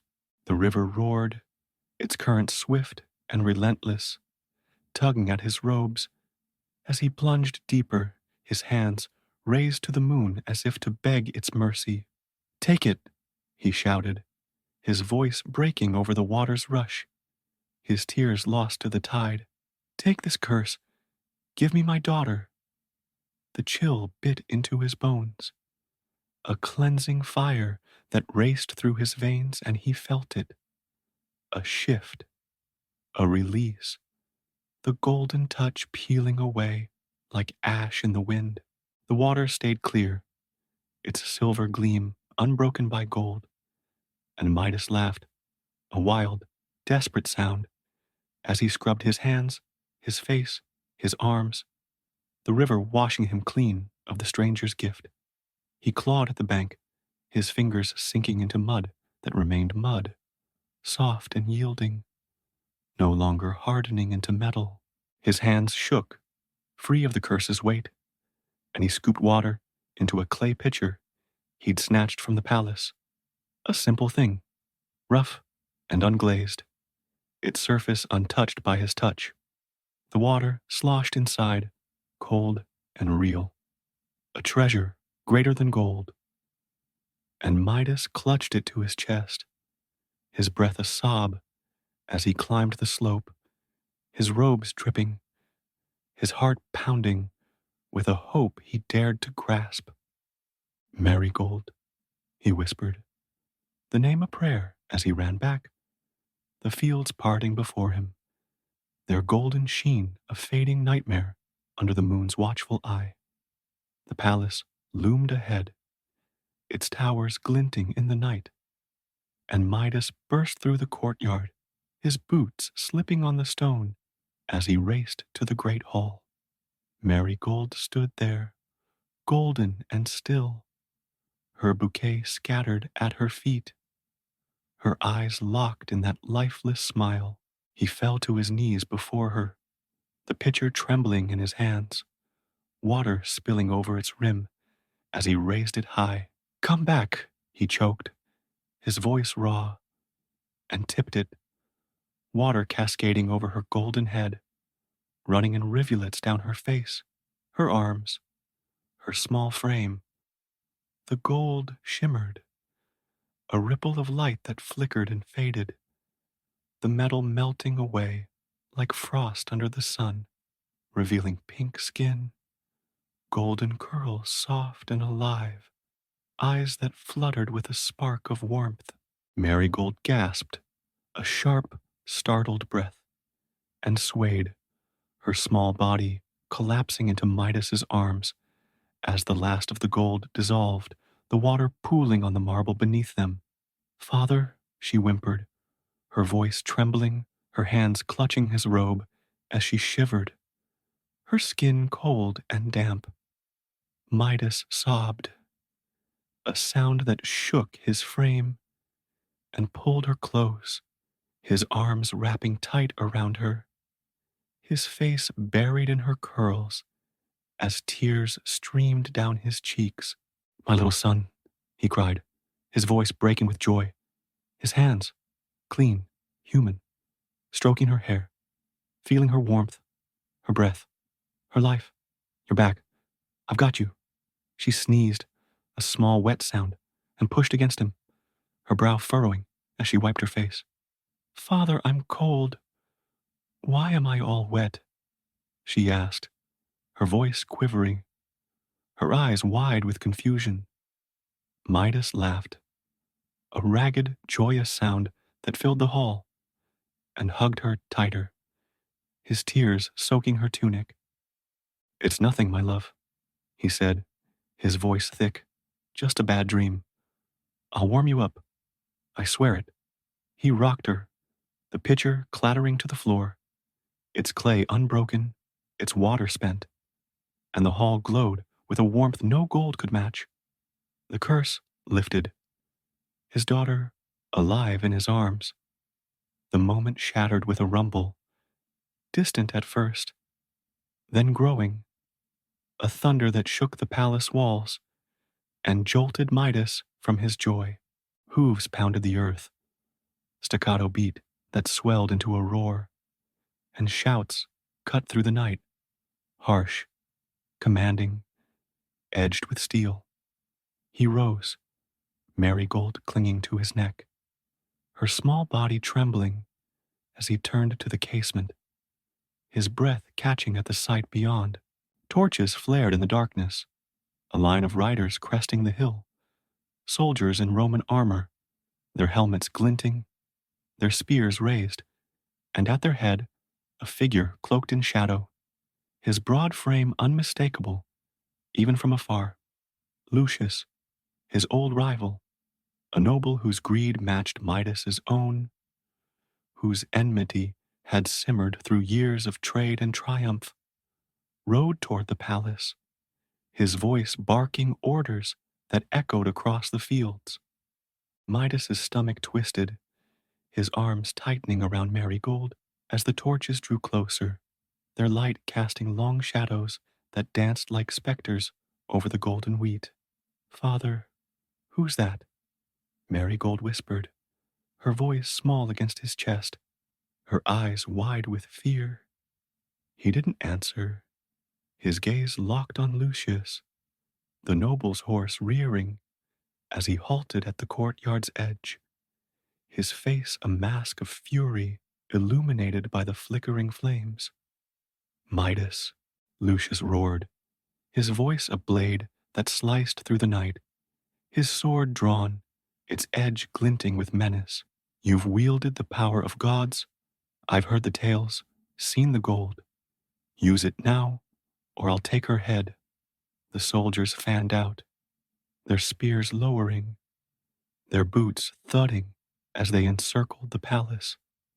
A ring of steel that trapped Midas where he stood, his breath hitched, his hands free of the curse, clenching into fists, his mind racing as Lucius dismounted, his cloak billowing, his eyes glinting with a greed that mirrored the king's own past. Marigold whimpered, burying her face in his shoulder, and Midas stepped back, his heart pounding as he shielded her, his voice rising in defiance. "There's no gold left," he shouted, his tone raw but firm. "The power's gone. Take what you see and leave us be." Lucius laughed, a sharp, cruel sound that rang through the courtyard, and advanced, his sword flashing as he closed the distance, the soldiers tightening their ring. "Gone?" he sneered, his voice dripping with scorn. "I'll have your vaults, your throne, or her life. Midas, choose." The blade gleamed, inches from marigold, and Midas staggered, his back pressing against the palace wall, his mind a whirl of fear and fury. The river's cleansing had stripped the curse, but Lucius's greed remained. A new curse, steel-edged and relentless, threatening the daughter he'd just reclaimed. The climax hung in that moment. Midas's triumph over gold, shattered by Lucius's blade, his freedom teetering on the edge of a new abyss, his daughter's life, a fragile thread in his trembling hands. The courtyard of the Phrygian palace trembled under the weight of Lucius's threat, the torchlight casting jagged shadows across the golden stone as the noble advanced, his sword gleaming like a shard of moonlight in the pre-dawn gloom. Midas stood frozen, his back pressed against the palace wall. Marigold clutched tight in his arms, her small body trembling against his chest. As the blade hovered inches from her throat, Lucius's eyes, dark and glinting with a greed that mirrored the king's own past, burned into him, his voice a snarl that cut through the wind's rising wail. "Use it, Midas," he roared, his sword steady, his soldiers tightening their ring around the courtyard, their spears a forest of steel glinting in the flickering flames. "Turn this dirt to gold, or her blood stains it instead." Marigold whimpered, her golden curls spilling across Midas's shoulder, her hands gripping his robe as she buried her face against him. "Father," she whispered, her voice quivering, a threat of fear that snapped Midas from his stupor. His breath hitched, his hazel eyes darting from the blade to Lucius's face, his mind a whirl of panic and rage, as the weight of his past crashed against this moment. The golden touch was gone, washed away by the river Pactolus, its curse lifted with Marigold's life. But Lucius didn't know, couldn't see the truth beneath the palace's gilded sheen. "There's nothing left," Midas shouted, his voice raw, his arms tightening around his daughter. "The power's gone. Take the gold you see and leave us."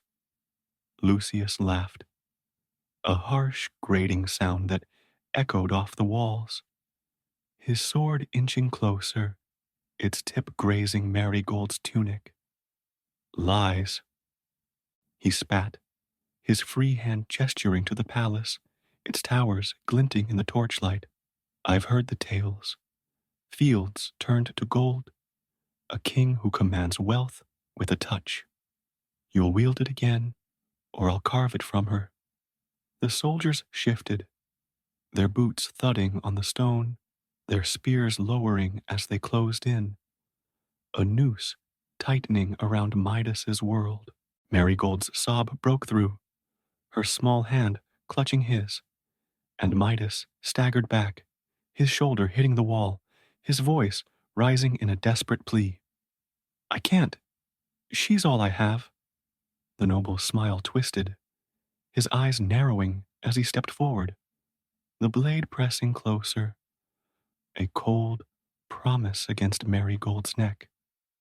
"Then give me your vaults," he growled. "Every coin, every bar, or she dies, and I take it anyway. Midas's chest heaved, his hands trembling as he shielded her, his mind racing for a way out, a weapon, a plea, anything to break this trap. The palace loomed behind him, its golden halls a treasure he'd once craved, now a curse that drew this blade to his daughter's throat. He glanced at the servants, huddled in the shadows, wide-eyed, frozen, useless, and then to the fields beyond, where the river Pactolus glinted under the fading moon, its waters a distant echo of the hope he'd grasped. Father, please, Marigold whispered, her voice small against his ear, her tears soaking his robe, and Midas's resolve hardened, a fire kindling in his chest. No, he said, his tone low, firm, his eyes locking with Lucius. You'll take nothing. Not her. Not this. He shifted, his hand brushing the wall behind him, searching for leverage, for anything to fight back. But Lucius lunged, his sword slashing down, a flash of steel aimed at Marigold's neck. Midas roared, twisting to shield her, the blade grazing his arm instead, blood welling red against his skin as he stumbled. Marigold's scream piercing the air. The soldiers surged forward, their spears thrusting, but Midas moved, instinct overtaking fear, his free hand snatching a golden candelabra from a nearby table, its weight heavy in his grip. He swung, the metal crashing against Lucius's blade, a clang that rang through the courtyard, sparks flying as the noble staggered back, his snarl twisting into surprise. You dare! Lucius bellowed, recovering, his sword slashing again. But Midas ducked, Marigold clinging to his side, her sobs a drumbeat driving him on. He swung the candelabra once more, striking Lucius's arm, the noble's grip faltering as the blade clattered to the stone. The soldiers hesitated, their spears wavering, as Lucius clutched his wrist, his face contorted with rage. Seize them! He roared, and the ring tightened, steel glinting as they advanced.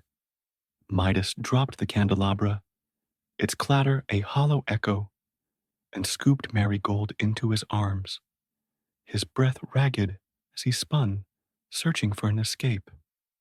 The palace doors loomed behind, a trap, a gilded cage, but the courtyard's edge stretched toward the fields, the river beyond, faint glimmer in the dark. Run, Marigold whispered, her voice trembling, her small hand pointing to the gap between two soldiers, a sliver of hope against the steel. Midas bolted, his legs burning as he clutched her tight, the soldiers' shouts rising behind him, hoarse, furious, a tide of pursuit that crashed against his heels. He ducked a spear's thrust, its tip grazing his shoulder, and shoved through, his breath a gasp as he broke free, the fields opening wide before him. The golden wheat parted, its stalks snapping underfoot, a path forged by desperation. As he ran, Marigold's weight a lifeline in his arms, her sobs a rhythm that matched his pounding heart. Torches flared behind, their light bobbing as Lucius and his men gave chase, their boots thudding, their voices barking orders that faded into the wind's howl. The river Pactolus loomed ahead, its waters glinting silver under the first streaks of dawn, a promise of sanctuary Midas clung to with every step. He stumbled down the bank, his knees buckling as he hit the mud, Marigold slipping from his grasp to land beside him, her cry sharp. She clutched his hand. Father, we made it, she gasped, her golden curls matted with dirt, her eyes wide with fear and hope. Midas pulled her close, his breath heaving, his gaze darting to the river, its current swift, its depths a mirror to the sky, and then back to the fields, where Lucius' torches drew closer, a line of fire cutting through the dawn's haze. He rose, lifting Marigold, his arms trembling as he waded into the water, its cold surging around his legs, a balm against the fire in his veins. "Stay with me," he whispered, holding her above the current, his voice steady despite the chaos behind. The river stretched wide, its far bank a shadow of safety, and he pushed forward, the water rising to his chest, his heart pounding as Lucius's shouts grew louder, nearer, a hunter closing on his prey.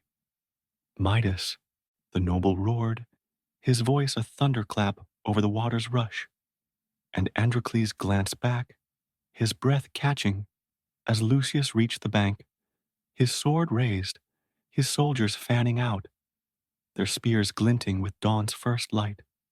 The sky brightened, the sun cresting the hills, its rays spilling gold across the river, a cruel echo of the curse he'd shed. And Midas stood, the water lapping at his waist, Marigold trembling in his arms. Lucius stepped closer, his boots sinking into the mud, his face a mask of fury and greed, his sword poised to strike. "You can't run," he bellowed, his voice cutting through the wind, his soldiers wading in, their armor clanking as they closed the gap. Midas's hands shook, his body a shield for his daughter, his mind a whirl of choices. Fight, flee, surrender, each a thread in a tapestry he couldn't weave.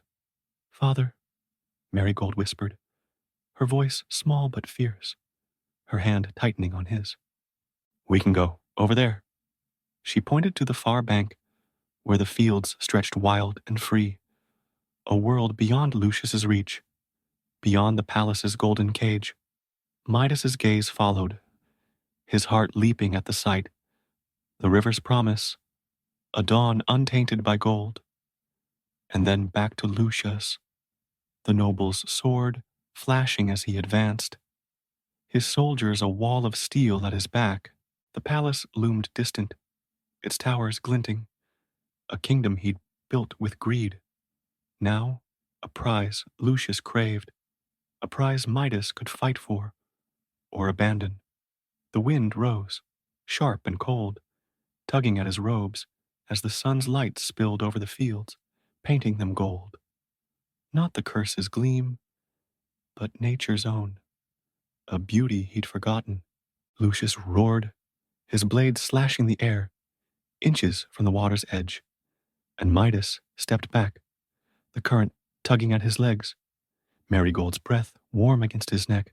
"We stay, and he takes us," he murmured, his voice a vow to her, to himself. "We run, and we're free. But for how long?" His eyes darted between the river's far shore and Lucius's advancing shadow, his hands steadying as he held her, the choice a blade balanced on its edge. The story ends here. Midas poised in the river, Marigold in his arms, Lucius closing in. The dawn breaking over Phrygia with a light that promised both hope and peril. Would he fight, wielding the palace's remnants against Lucius, risking all for a kingdom he'd reclaimed from gold? Or would he flee, vanishing with Marigold into the wild, leaving the wealth and crown behind, a fugitive king with a daughter's life as his only treasure? The soldiers splashed closer, Lucius's sword gleamed, and the river stretched before them, its far bank a question unanswered, a dawn open to the wind's uncertain song. Story: The Curse by the Water's Edge. The village of Willowbank, nestled against a quiet river, its waters shimmering like a silver thread under the afternoon sun. Wooden cottages dotted the landscape, their roofs thatched with straw, their walls weathered by years of wind and rain. Beyond the houses stretched a meadow, its grass soft and green, rolling gently toward a pond that hugged the edge of one lone home, a squat timber dwelling with a crooked chimney puffing faint wisps of smoke. The pond's surface rippled in the breeze, its banks fringed with reeds and wildflowers, a mirror to the sky that drew the village children like moths to a flame. Here, in this simple corner of the world, lived Lena and Milo, two siblings whose laughter was the heartbeat of the meadow, their bond a light that shone even in the shadow of their stepmother's cold gaze. Lena was 12, tall for her age, with long brown hair that fell in waves down her back and eyes that sparkled like the river at dawn. She moved with a grace that belied her years, her hands quick to weave flower crowns or chase her brother through the grass. Milo, at 8, was a wiry spark of energy, his dark curls bouncing as he ran, his grin a flash of mischief that lit up his freckled face. Their mother had died years ago, a gentle woman lost to a winter fever, and their father, a woodsman, had remarried before vanishing into the forest one day, never to return. Left in the care of Verna, their stepmother, the siblings clung to each other, their love a shield against the woman's icy disdain. Verna ruled the house with a silent cruelty, her thin frame cloaked in black wool, her gray hair pulled tight into a bun that sharpened her gaunt features. Her eyes, pale and piercing, watched the world with a bitterness that festered like a hidden wound, her lips curling into a sneer at the sight of Lena and Milo's joy. She rarely spoke to them, her words sharp when they came. Sweep the floor, girl, or fetch wood, boy. But her silence carried a deeper menace, a shadow that crept through the house like a chill. The villagers whispered of her strangeness, how she muttered to herself at night, how her garden grew thorns where flowers should bloom, and though no one dared say it aloud, the word witch hung heavy in their hushed tones. That afternoon, the sun hung high, its warmth spilling over the meadow, as Lena and Milo joined the village children by the pond. The air buzzed with their laughter, a chorus of shouts and giggles as they darted through the grass, their bare feet leaving trails in the soft earth. Lena led the game, her voice ringing clear as she clapped her hands, calling out the counting rhyme they all knew by heart. Eeny, meeny, let me live, she sang, her brown hair swaying as she spun. And to you, my bird, I'll give. Milo chimed in, his high-pitched giggle cutting through. The little bird will bring me straw. The children formed a circle, their hands pointing as they chanted, their eyes bright with the thrill of the chase. The pond glittered beside them, its surface catching the sun in flashes of gold, its waters lapping gently against the bank where the house stood, its shadow stretching long and dark across the meadow. The straw I'll give then to the cow. Lena continued, her finger landing on Milo, who grinned and ducked, for which the cow will give me milk. The circle tightened, the children's voices rising as they reached the end. The mice I'll hang up in the smoke, and after that, I'll cut them up. And Milo bolted, his laughter a peal of joy, as the others raced after him. their shouts echoing through the air. Lena lunged, her hands brushing his tunic, and they tumbled into the grass, rolling down a slope in a tangle of limbs and giggles, the others piling on with shrieks of delight. Inside the house, Verna stood at the window, her thin hands gripping the sill, her pale eyes narrowing as she watched the scene unfold. The children's laughter grated against her, a sound that pierced the silence she craved, a reminder of the warmth she'd never known. Lena's voice carried clearness, bright, fearless, a melody that mocked Verna's solitude, and Milo's giggle followed, a spark that fanned her resentment into a flame. She turned from the window, her fingers brushing a small black stone on the table, smooth, etched with runes that pulsed faintly under her touch, a relic of the dark arts she had learned in secret. Her lips moved, a whisper too low to hear, and the air thickened, a shadow creeping through the room as her jealousy took shape. Outside, the game reached its peak, the children scattering as Milo darted toward the pond, Lena hot on his heels. "You're mine," she called, her voice a laugh, and he spun, sticking out his tongue before tripping over a root, landing with a thud near the water's edge. The others cheered, piling around them, their voices a joyful cacophony that drifted over the meadow. But the wind shifted, a sharp gust that rustled the reeds, carrying a chill that prickled their skin. And Lena paused, her hand on Milo's shoulder, her brow furrowing as she glanced toward the house. "Did you feel that?"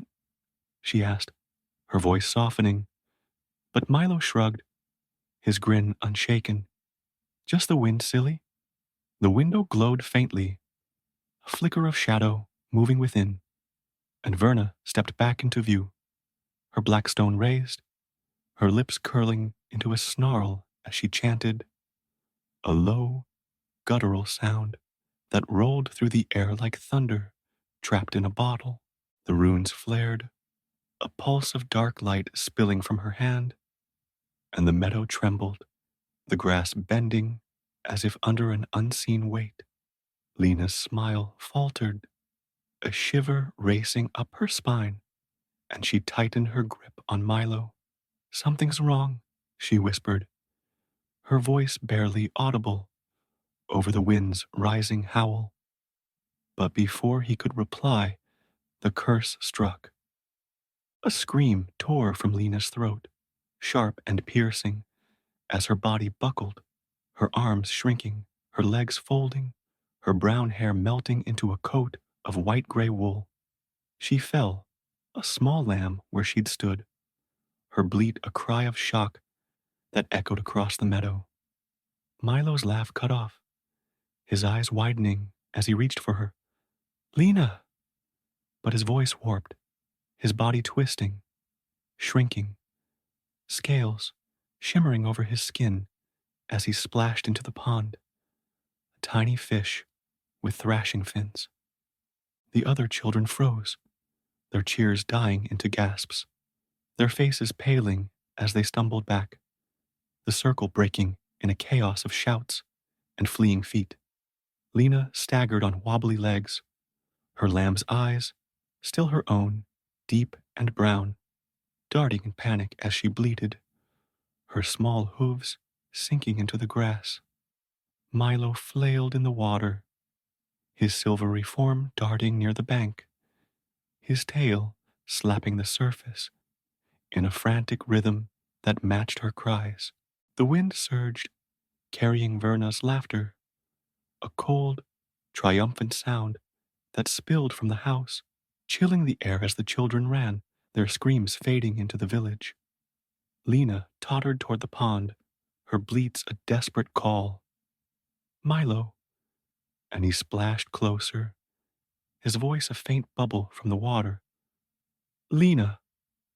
Their bond unbroken, though their forms were torn apart. Inside, Verna lowered the stone, its runes dimming as she stepped back, her pale eyes glinting with satisfaction. The room darkened, the air settling as the curse took hold, and she muttered, her voice a hiss that slithered through the silence. No more laughter, no more light, you're mine to break now.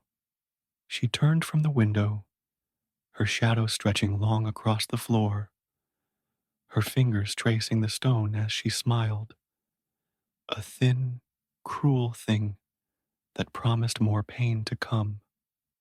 The pond lay still beyond, Milo's silvery form circling near the bank, Lena's small shape pacing the grass, their world shattered by a curse cast in the afternoon's fading glow. The village buzzed with whispers as dusk fell, children babbling of lambs and fish, of voices where none should be. But no one dared approach the house, its windows dark, its chimney cold. Lena and Milo remained, separated by water and earth, their bleats and splashes a duet of sorrow that carried into the night, a bond tested by Verna's malice, a love that refused to fade even under the weight of a witch's wrath. The meadow, beside the pond, lay hushed under the fading light of dusk, its once lively grass now a silent witness to the curse that had stolen Lena and Milo from the world of men. The village of Willowbank retreated into the shadows beyond, its cottages flickering with candlelight as whispers of the afternoon's horror spread. Tales of a girl turned lamb, a boy turned fish, their voices lingering in the air like ghosts. The pond shimmered faintly, its surface catching the last rays of the sun, while the house loomed dark and still, its windows black as Verna's heart, its chimney cold against the evening sky. In this fractured landscape, Lena and Milo endured, their forms warped by witchcraft, their love a fragile thread stretched taut across the divide of water and earth. Lena, now a small lamb with a coat of white-gray wool, tottered on unsteady hooves near the pond's edge, her brown eyes, still her own, deep and human, glistening with a sorrow that weighed her small frame.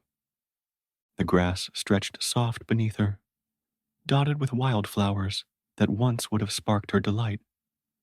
But she ignored them, her head low as she paced back and forth, her bleats a soft, mournful cry that carried over the water. Milo, she called, her voice a trembling echo of the girl she'd been, her wool ruffling in the breeze as she stared into the pond, searching for a glimpse of her brother. The reeds swayed, their whispers of faint comfort, but the emptiness gnawed at her, a hunger deeper than the one that twisted her belly. She hadn't eaten, couldn't, not a blade of grass, not since the curse took hold. Beneath the pond's surface, Milo darted, a tiny fish, no bigger than a child's hand, his scales shimmering silver in the dimming light, his fins flicking with a restless energy that belied the ache in his heart. He swam in tight circles near the bank, his dark eyes peering up through the water, catching Lena's shadow as she paced. Lena, he bubbled, his voice a faint ripple that broke the surface, a sound only she could hear, carried by the bond that no spell could sever. He splashed his tail, a desperate signal, and pressed closer to the edge, the reeds brushing his sides as he fought the water's pull, yearning to reach her, to breach the barrier that kept them apart. The house stood sentinel over their misery, its dark bulk a reminder of Verna's wrath. Inside, the stepmother moved through the shadows, her thin frame cloaked in black wool, her gray hair pulled tight as she cradled the black stone in her hands.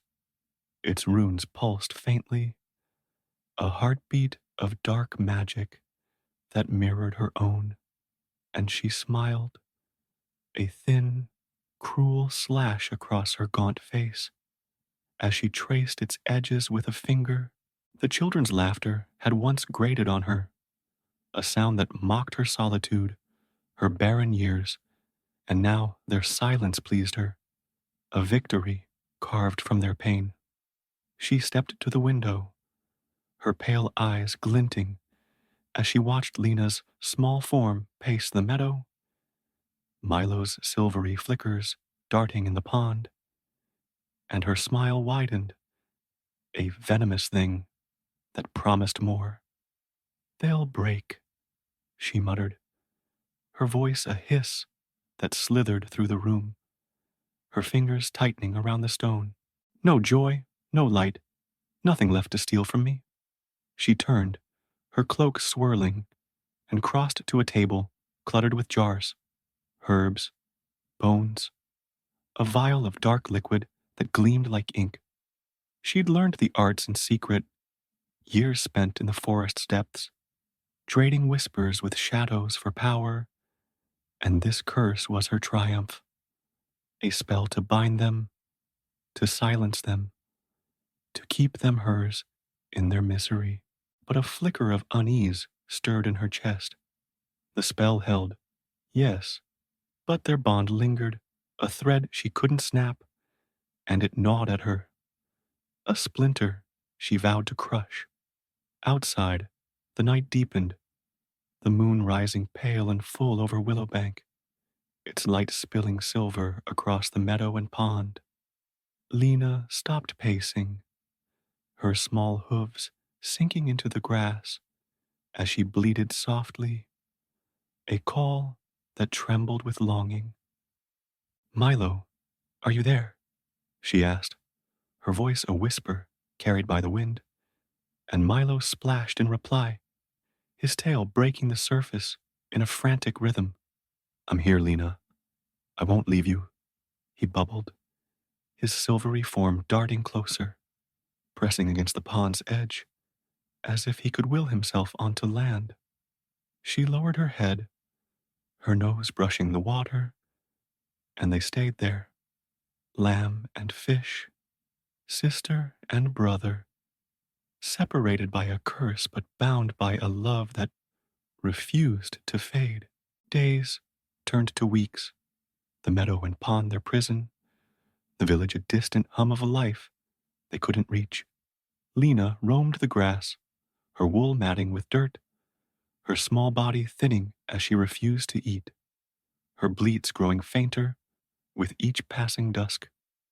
Milo swam endless circles, his scales dulling in the pond's murky depths, his energy waning as he fought the water's confines, his bubbles a quiet lament. They spoke when they could, Lena's soft cries answered by Milo's faint splashes, a language of sorrow that kept them tethered, a lifeline in the dark. We'll get out of this, Lena would bleat, her voice trembling with hope she didn't feel, and Milo would splash, together, Lena, always together. Verna watched from the house, her pale eyes narrowing as she marked their persistence, her fingers tracing the black stone with a growing unease. The villagers stayed away, their whispers turning to fear. Some said the pond was haunted, others blamed the stepmother's strangeness, but none dared approach, leaving Lena and Milo to their fate. Verna's triumph soured, their bond mocked her, a light she couldn't snuff, and she turned to her jars, her voice a low chant as she mixed herbs and ink, her magic stirring like a storm. They'll fade, she hissed, her stone flaring as she wove a new spell. or I'll make them vanish forever. One evening, as the sun dipped low, painting the meadow in hues of amber and rose, Lena stood by the pond, her small form silhouetted against the water, her bleats a soft plea as Milo swam near. I miss you, she cried, her voice breaking, and Milo splashed, his bubble rising clear. I miss you too. Don't give up, Lena. The wind carried their words, a fragile thread, but Verna's shadow loomed larger, her stone pulsing as she stepped onto the porch, her cloak billowing in the breeze. She raised it high, her chant a growl that rolled over the meadow, and the air thickened. A dark mist seeping from the stone, curling toward the pond and grass. Lena froze, her wool ruffling as the mist brushed her, a chill sinking into her bones. And Milo thrashed, the water rippling as it reached him, a shadow beneath the surface. Milo, Lena bleated, her voice rising in panic, and he splashed harder. Lena, something's wrong. The mist tightened, a noose of magic that pressed against them. Verna's laughter, a sharp note that cut through the dusk. No more games, she snarled, her stone flaring. No more light, your mind to end. Lena stumbled, her legs buckling, and Milo's silvery form slowed, his bubbles fading as the spell deepened, a threat to snuff them out entirely. But the night held its breath. A distant rumble stirred the air, a sound not of wind, but of hooves, of voices, a flicker of movement beyond the meadow. Verna's head snapped up, her stone trembling as she turned, her curse faltering for a moment, and Lena and Milo clung to their thread, their bleats and splashes a quiet defiance against the dark. The mist hovered, a blade poised to fall, and the siblings waited, trapped, separated, their love a spark flickering in the shadow of Verna's wrath, a spark that refused to die as the night stretched on, its secrets whispering of what might come. The village of Willowbanks slumbered under a gray dawn, its cottages shrouded in mist that crept from the river, muffling the cluck of chickens and the creak of carts stirring to life. The meadow stretched silent beyond, its grass heavy with dew, the pond a still mirror, reflecting a sky streaked with pale light. Lena paced its edge, her small lamb's hooves sinking into the damp earth, her white-gray wool matted with days of neglect, her brown eyes, still achingly human, fixed on the water where Milo swam. The tiny fish darted near the bank, his silvery scales, dulled by the pond's murky depths, his fins flicking in a restless rhythm that matched her soft, mournful bleats. Their voices, Lena's cries, Milo's bubbles, wove a duet of sorrow, a thread of love stretched taut across the curse that bound them, unbroken, despite Verna's dark triumph. Inside the house, Verna stood by the hearth, her thin frame cloaked in black wool, her gray hair pulled tight as she stoked the fire with a gnarled stick. The flames crackled, casting shadows that danced across her gaunt face, her pale eyes glinting with a cold satisfaction that had deepened since the night she'd tightened her spell.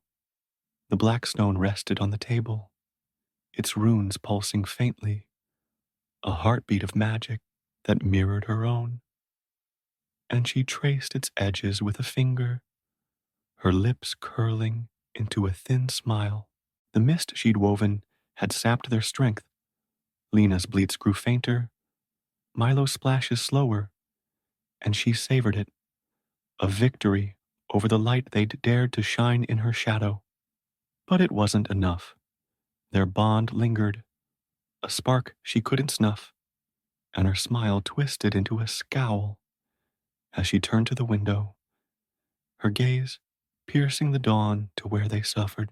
The village stirred with a new rhythm that morning, hooves clattering on the cobblestones, voices rising in greeting as strangers rode in, their cloaks rich with embroidery, their wagons laden with goods.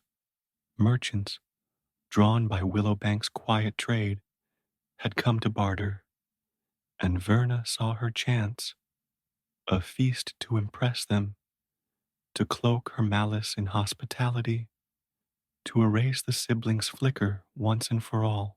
She crossed to the door, her boots thudding on the wooden floor, and summoned Otto, the cook, a broad-shouldered man with hands roughened by years at the hearth, his face lined with a kindness she despised. "Go to the meadow," she ordered, her voice sharp as a blade, her eyes glinting with intent. "Fetch the lamb and slaughter it. We've nothing else for the guests."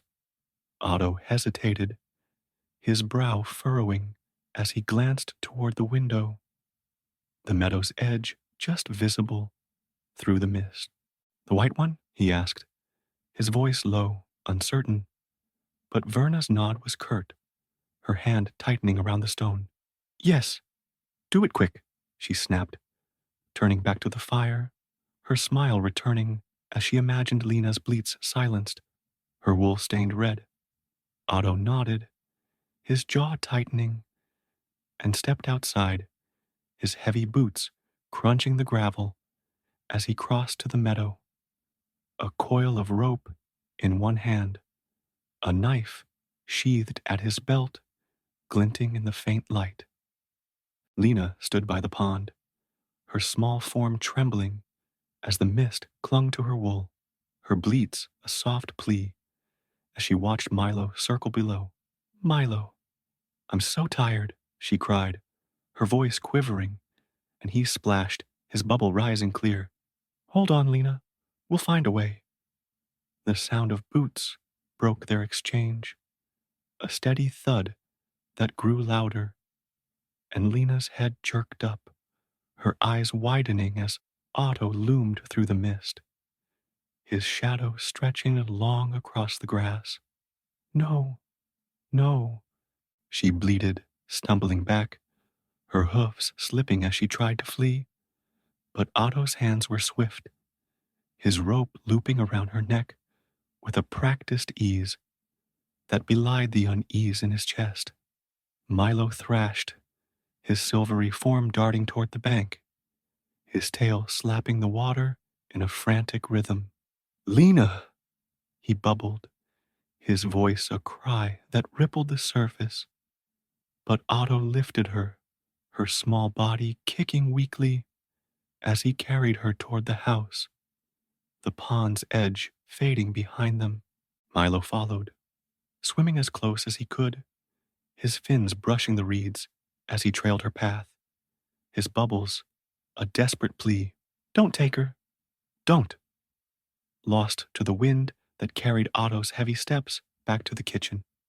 The hearth glowed warm as Otto entered, its fire casting a flickering light across the wooden walls. The air thick with the scent of smoke and herbs. He set Lena down, her hooves clattering on the floor, and tied them with a length of twine, her small form trembling as she bleated softly, her eyes darting toward the open window where the pond glinted beyond. Otto's hands shook as he drew his knife, a long, sharp blade that gleamed in the firelight, and ran it across a whetstone, its edge singing with each stroke. Lena stilled, her breaths shallow, her gaze fixed on the window as Milo's silvery shape flickered near the gutter outside, his splashes a faint echo against the stone. "Forgive me, little one," Otto muttered, his voice low, his brow creased with a pity he couldn't name. But duty drove his hand as he raised the knife, its tip poised above her neck. Lena's eyes met his, wide and pleading, and she bleated, a cry that broke into words, clear and piercing. Milo, my brother beneath the water, she sobbed, her voice trembling with despair. The cook's blade is sharp. It'll cut my heart. The knife faltered, Otto's hand freezing as the words sank in, a chill racing up his spine. Milo splashed harder, his bubble rising through the window. Lena, my sister on the shore, don't let him. I'll break too. And Otto's breath caught, his eyes darting from lamb to fish, the blade trembling in his grip. What in the God's name? He whispered, stepping back, the knife clattering to the table as he clutched his chest, his face paling with a fear that rooted him to the spot. Lena bleated again, her voice soft but human. Please don't kill me.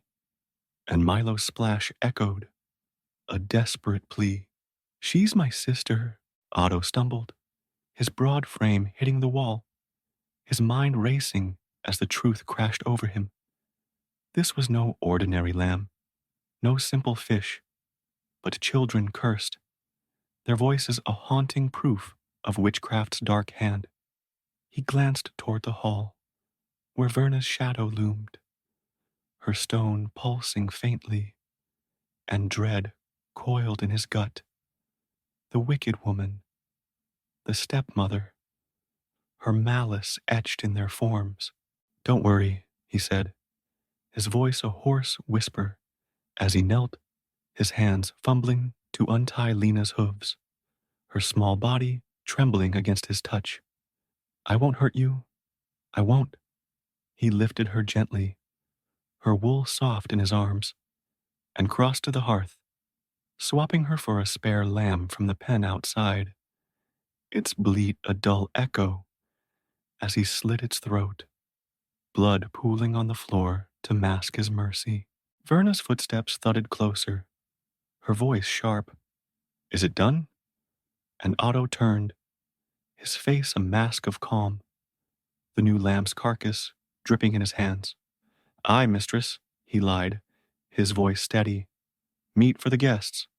She nodded, her pale eyes glinting as she retreated. Her stone clutched tight, and Otto exhaled, his heart pounding as he wiped his hands on his apron. He slipped Lena under his cloak, her small form pressed against his side, and stepped outside, the dawn breaking gray over Willowbank. Milo splashed near the gutter, his silvery form darting as Otto approached, and the cook whispered, I'll save you both. I swear it. He trudged through the mist, Lena trembling beneath his cloak, and made for Mara's cottage, the old wet nurse who'd cradled Lena as a babe, a woman whose kindness might pierce this curse.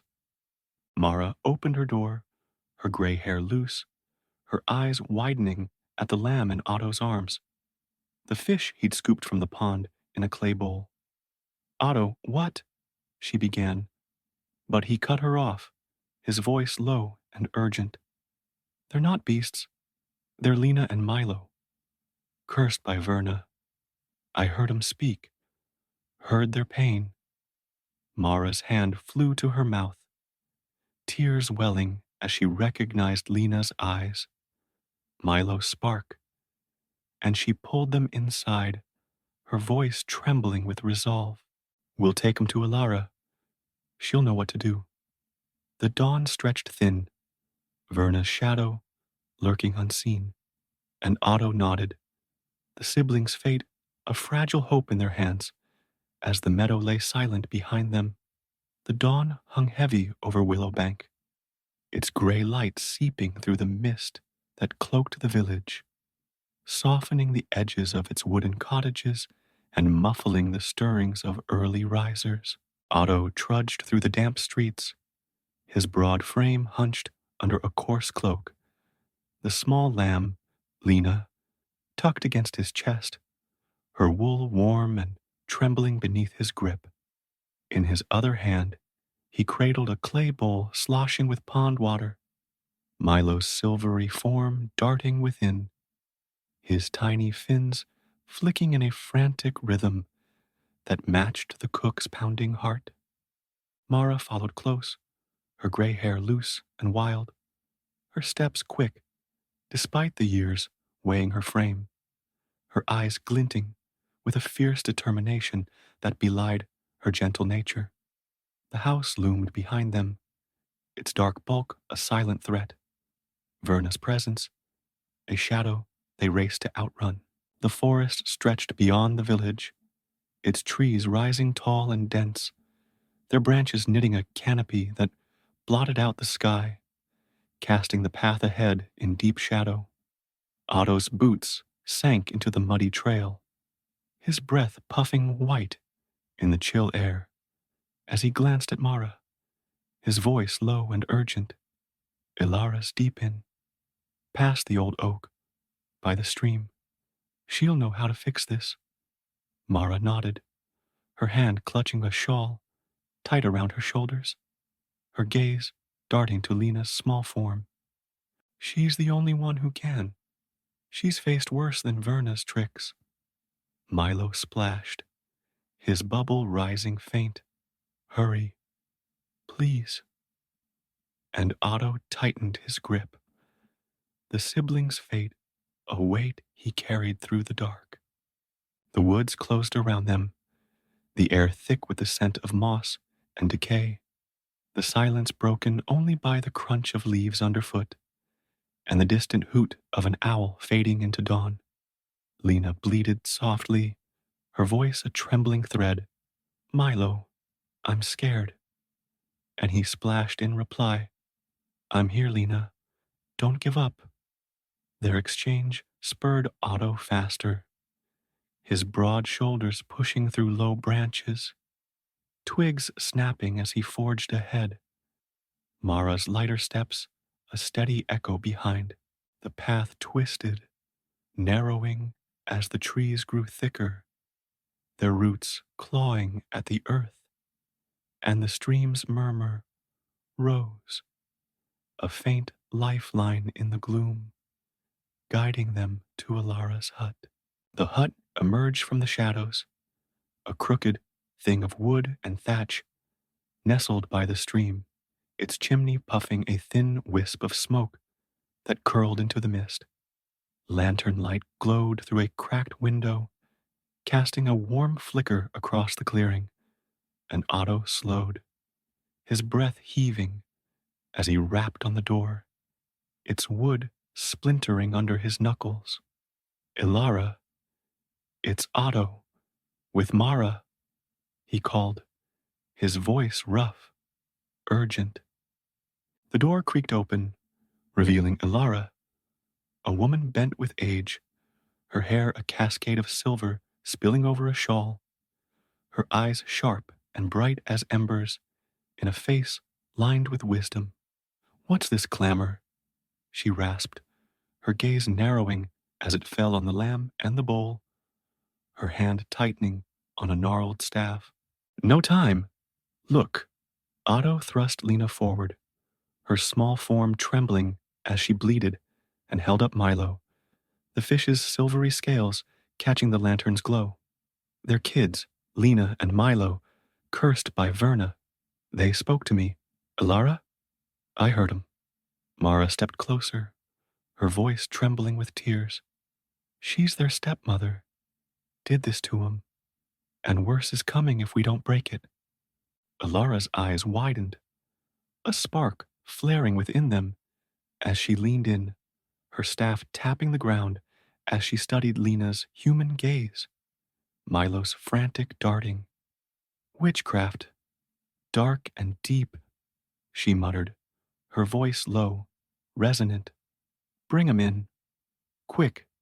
The hut's interior glowed with firelight, its walls lined with shelves of jars, herbs, bones, vials of shimmering liquid, and a table cluttered with parchment and rune-carved stones. Ilara set her staff aside, her hands swift as she cleared a space, gesturing Otto to place Lena on the table, Milo's bowl beside her. Hold still, little ones, she said, her tone softening as Lena bleated. Milo splashed, their voices a duet of trust and fear. She knelt, her silver hair brushing the floor, and pressed a hand to Lena's wool, another to the bowl's edge, her eyes closing as she whispered, a chant ancient and lilting, its words a hum that vibrated through the hut, stirring the air with a faint white glow.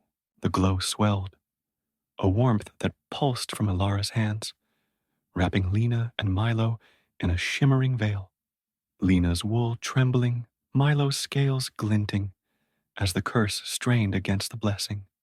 Break, you shadow, Ilara hissed, her voice rising, the light flaring brighter, and the siblings gasped. Lena's hooves stretching into legs, Milo's fins melding into arms as their forms shifted, the curse cracking like glass under the chant's weight. The glow burst, a flash that filled the hut, and Lena stumbled forward, a girl again, her brown hair spilling over her shoulders, Milo splashing onto the table as a boy, his dark curls damp, both trembling as they fell into each other's arms, sobbing with a joy that shook the room.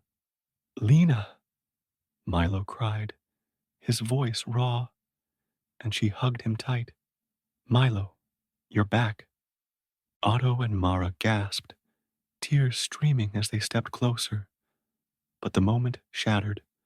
A rumble tore through the forest, a thunder not of nature, but of pursuit, shaking the hut's walls as dust sifted from the rafters. Ilara's eyes snapped open, her staff slamming the floor as she spun to the window, her voice sharp. She's coming. And the air thickened, a pulse of dark energy rippling through the trees. Verna's scream cut the dawn, a howl of rage that pierced the mist. You'll pay. And hooves thundered, lints bursting into the clearing, their armor glinting as they surrounded the hut, torches flaring in their hands. The door crashed open, Verna storming in, her black cloak billowing, her gray hair wild as she clutched the black stone, its runes blazing with a dark light that cast her face in shadow. Thieves, she snarled, her pale eyes glinting with fury as they locked on Lena and Milo, their human forms a betrayal of her spell. You dare defy me. She raised the stone, her chant a growl that shook the air, dark tendrils lashing from it, aimed at the siblings. But Ilara stepped forward, her staff thrusting up, a white shield flaring to block the strike, the hut trembling as the forces clashed. Run! Ilara shouted, her voice a roar over the chaos, shoving Lena and Milo toward the back door, her shield cracking under Verna's assault. Otto lunged, his broad hands grabbing a poker from the hearth, swinging it at a soldier who burst in, the metal clanging as the man staggered back. Mara pulled the siblings, her grip fierce. This way! And they stumbled out, the forest swallowing them as Verna's scream rose. No escape! Her stone flaring brighter, a black bolt shattering Ilara's shield. The wise woman staggered, her staff snapping as she fell, flames surging from the hearth to engulf the hut, a roar of fire and shadow as Verna advanced, her cloak trailing smoke. Lena clutched Milo, her breath ragged as they ran, branches clawing at their skin. The clash behind them, a thunder that shook the trees. Lena's hand brushed something in the undergrowth, a gnarled stick, rune-carved, fallen from Ilara's grasp, and she snatched it, its wood warm, pulsing with a faint white light she didn't understand. Keep going, she gasped, pulling Milo deeper into the forest, the fire's glow fading behind. Verna's howl, a blade at their backs. I'll find you. As the siblings fled, their bond a lifeline, the stick a mystery in Lena's grip, the climax a blaze of light and dark that left their fate teetering on the edge. Below is part 5, Justice by the Riverside and a New Dawn, the 5th and final installment of The Curse by the Water's Edge, continuing seamlessly from part 4. Written in American English, this section targets approximately 2,300 words, delivering a dramatic and emotionally charged conclusion that resolves the narrative with Verna's punishment while maintaining consistency with the tone and details established earlier. It follows Lena and Milo's desperate flight through the forest, their climactic confrontation with Verna, and the triumph of justice as the stepmother meets her end, leaving the siblings to face a new beginning. The language adheres to YouTube's content policies, ensuring it remains gripping and appropriate, with vivid imagery and a satisfying resolution. Let's witness Verna's downfall and the dawn that follows. Part 5, Justice by the Riverside and a New Dawn. The forest swallowed Lena and Milo as they fled, its dense canopy a shroud against the gray dawn, its branches clawing at their skin as they stumbled through the undergrowth. Lena's bare feet sank into the damp earth, her brown hair tangled with leaves, her breath a ragged gasp as she clutched Milo's hand, his smaller frame trembling beside her. The rune-carved stick pulsed in her grip, its warmth a faint glow against the dark, a remnant of Ilara's power that thrummed with a purpose she couldn't yet grasp. Behind them, the hut burned, a roaring blaze of fire and shadow, its crackle mingling with Verna's furious screams, a sound that pierced the trees and drove them deeper into the wild. "Lena, faster!" Milo cried, his voice high and sharp, his dark curls matted with sweat as he tripped over a root, her hand yanking him upright. "She's coming, I hear her!" The forest shook with pursuit, hooves thundering, branches snapping, the shouts of Verna's lince cutting through the mist like blades. Lena's lungs burned, her legs aching, but she pulled him on, her eyes darting through the gloom for a path, a refuge, anything to escape the witch's wrath. "We'll make it," she gasped, her voice fierce despite the fear clawing at her chest, the stick's glow a beacon in her trembling hand. Together, always together.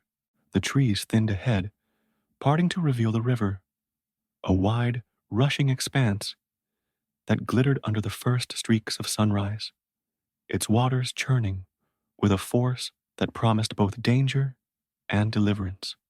Lena skidded to a halt at the bank, mud squelching beneath her feet, Milo stumbling into her side as they stared at the current, its roar drowning the forest's whispers. "We can cross it," Milo panted, pointing to a fallen log bridging the gap, its bark slick with moss, its length trembling over the rapids. Lena nodded, her heart pounding as she gripped his hand tighter, the stick's warmth pulsing against her palm. "Hold on to me," she said, stepping onto the log, her balance wavering as it creaked beneath their weight. Hooves thundered closer, a crash of branches snapping as Verna burst into view, her black cloak billowing, her gray hair wild, her pale eyes blazing with a fury that lit the dawn. She rode a dark horse, its flanks heaving, her lince fanning out behind, their torches flaring as they flanked the bank, their spears glinting with menace. "You can't run," she roared, her voice a whip crack over the river's rush, her black stone raised high, its runes pulsing with a dark light that cast her shadow, long and jagged across the water. "You're mine, forever." Lena froze, halfway across the log, Milo clinging to her waist, his breath a sob against her back, as Verna's chant rolled through the air, a guttural growl that thickened the mist, dark tendrils lashing from the stone toward them. "Lena," Milo screamed, his voice breaking as the tendrils coiled, a noose of shadow snapping at their heels. She spun, her eyes blazing with a fire she hadn't known she possessed, and raised the rune stick, its glow flaring white as she shouted, "No more!" Her voice a thunder that met Verna's own, a clash of will and power that shook the riverbank. The white light burst from the stick, a wave that slammed into the dark tendrils, shattering them into wisps that dissolved in the dawn's glow. Verna recoiled, her horse rearing as she snarled, her stone flaring brighter, and she thrust it forward, a black bolt surging forth, a spear of shadow aimed at Lena's heart.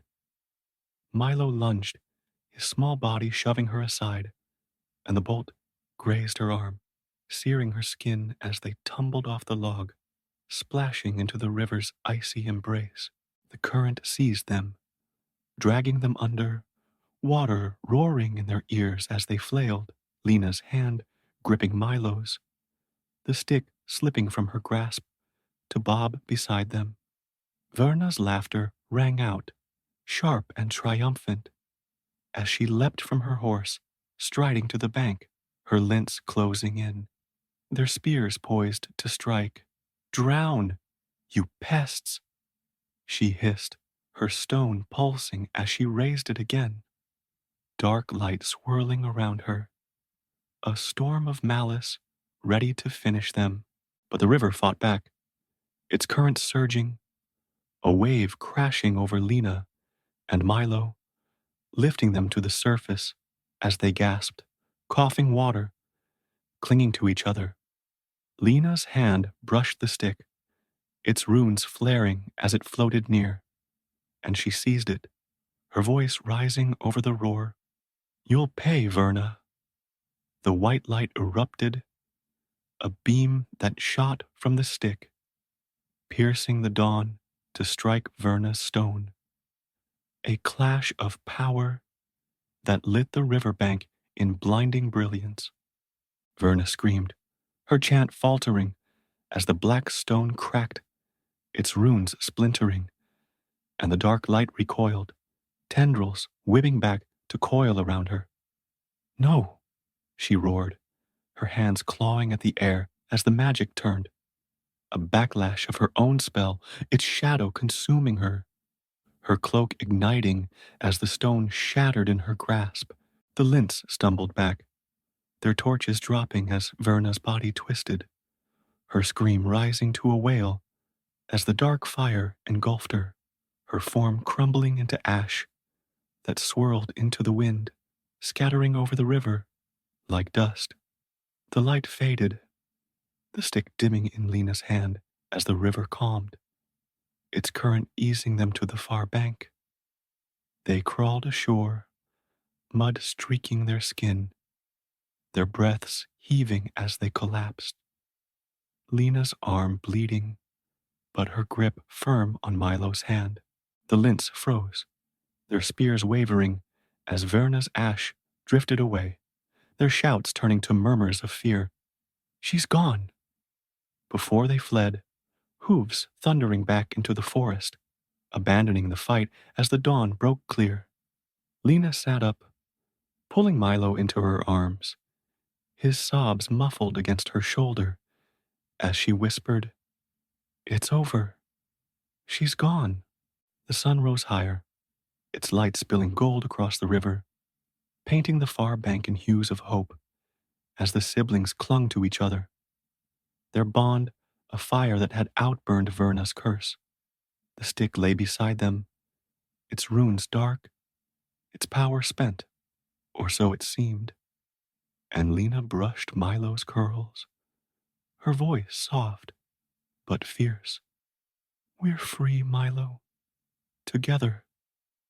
He nodded, his grin flickering through tears, and they rose, their hands clasped as they faced the forest, its depths a promise of a new life, the village a distant hum beyond the trees. Days later, they returned to Willowbank, the villagers gathering with gasps and tears as Lena and Milo stepped into the square, alive, human, their story spilling forth in halting words. Otto and Mara embraced them, their relief a tide that washed over the crowd, and the house stood empty, its windows dark, Verna's shadow erased by her own malice. They claimed it as their own, a home rebuilt with love, and the meadow bloomed anew, the pond glinting with a peace it hadn't known. Lena kept the stick, its wood a quiet weight in her hand, and each night, as the fire crackled, she'd watch its runes, dark but with a faint shimmer that whispered of power still lingering, a question unanswered in the dawn's light. The village thrived, the siblings grew, Lena tall and strong, Milo quick and bright, their laughter a melody that filled the air, a testament to a bond no curse could break. But sometimes, under the moon's pale glow, Lena would stand by the pond, the stick in her hand, its shimmer catching her eye, and wonder, had Verna's magic truly died with her, or did it wait, shadow, beneath the surface, biding its time?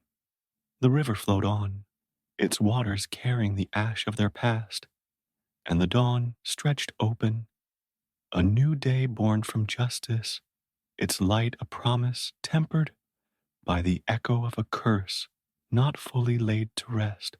Story, the farmer, and the shadow's oath. The village of Hearthglen lay nestled in a hollow of northern Europe's vast plains, a cluster of weathered wooden huts, dwarfed by the endless sweep of fields that stretched beneath a sky perpetually tinged with gray.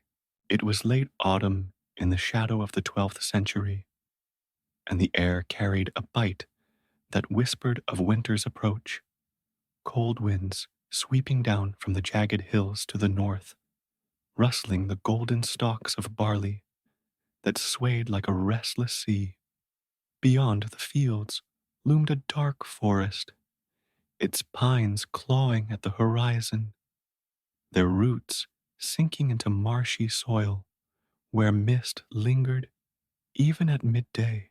The river Varn wound through it all, a sluggish ribbon of silver that glimmered faintly under the weak sun, its banks muddy and fringed with reeds that trembled in the breeze. Time moved slow here, marked by the creak of ox carts and the lowing of cattle, a rhythm unbroken save for the occasional howl of the wolves echoing from the woods. Jonas worked alone in his field that afternoon, a lean figure bent against the wind, his calloused hands gripping a wooden plow as he guided it through the stubborn earth. At 30, he was a man shaped by toil, his frame wiry but strong, his face weathered with lines that spoke of sun and sorrow, his dark hair streaked with early gray beneath a worn cap, his hazel eyes, sharp and thoughtful, scanned the furrows with a quiet intensity, a mind always turning beneath his unassuming exterior. The villagers knew him as the clever one, Jonas, who'd once tricked a tax collector into leaving empty-handed, who'd rigged a broken mill wheel with nothing but twine and wit. He lived in a small hut at the field's edge, its thatched roof sagging, its walls patched with mud. A solitary life since his parents succumbed to the fever that swept Hearthglen a decade past, leaving him their meager land and a legacy of resilience. The sun dipped low, painting the sky in hues of amber and ash, when Jonas paused, wiping sweat from his brow with a dirt-streaked sleeve. The day's labor had carved deep furrows into his field, the soil dark and rich beneath the dying stalks, a promise of harvest if the frost held off. He straightened, stretching his aching back, and turned to gather his tools: a plow, a sack of seed, a rusty scythe, ready to trudge home as shadows lengthened across the plain.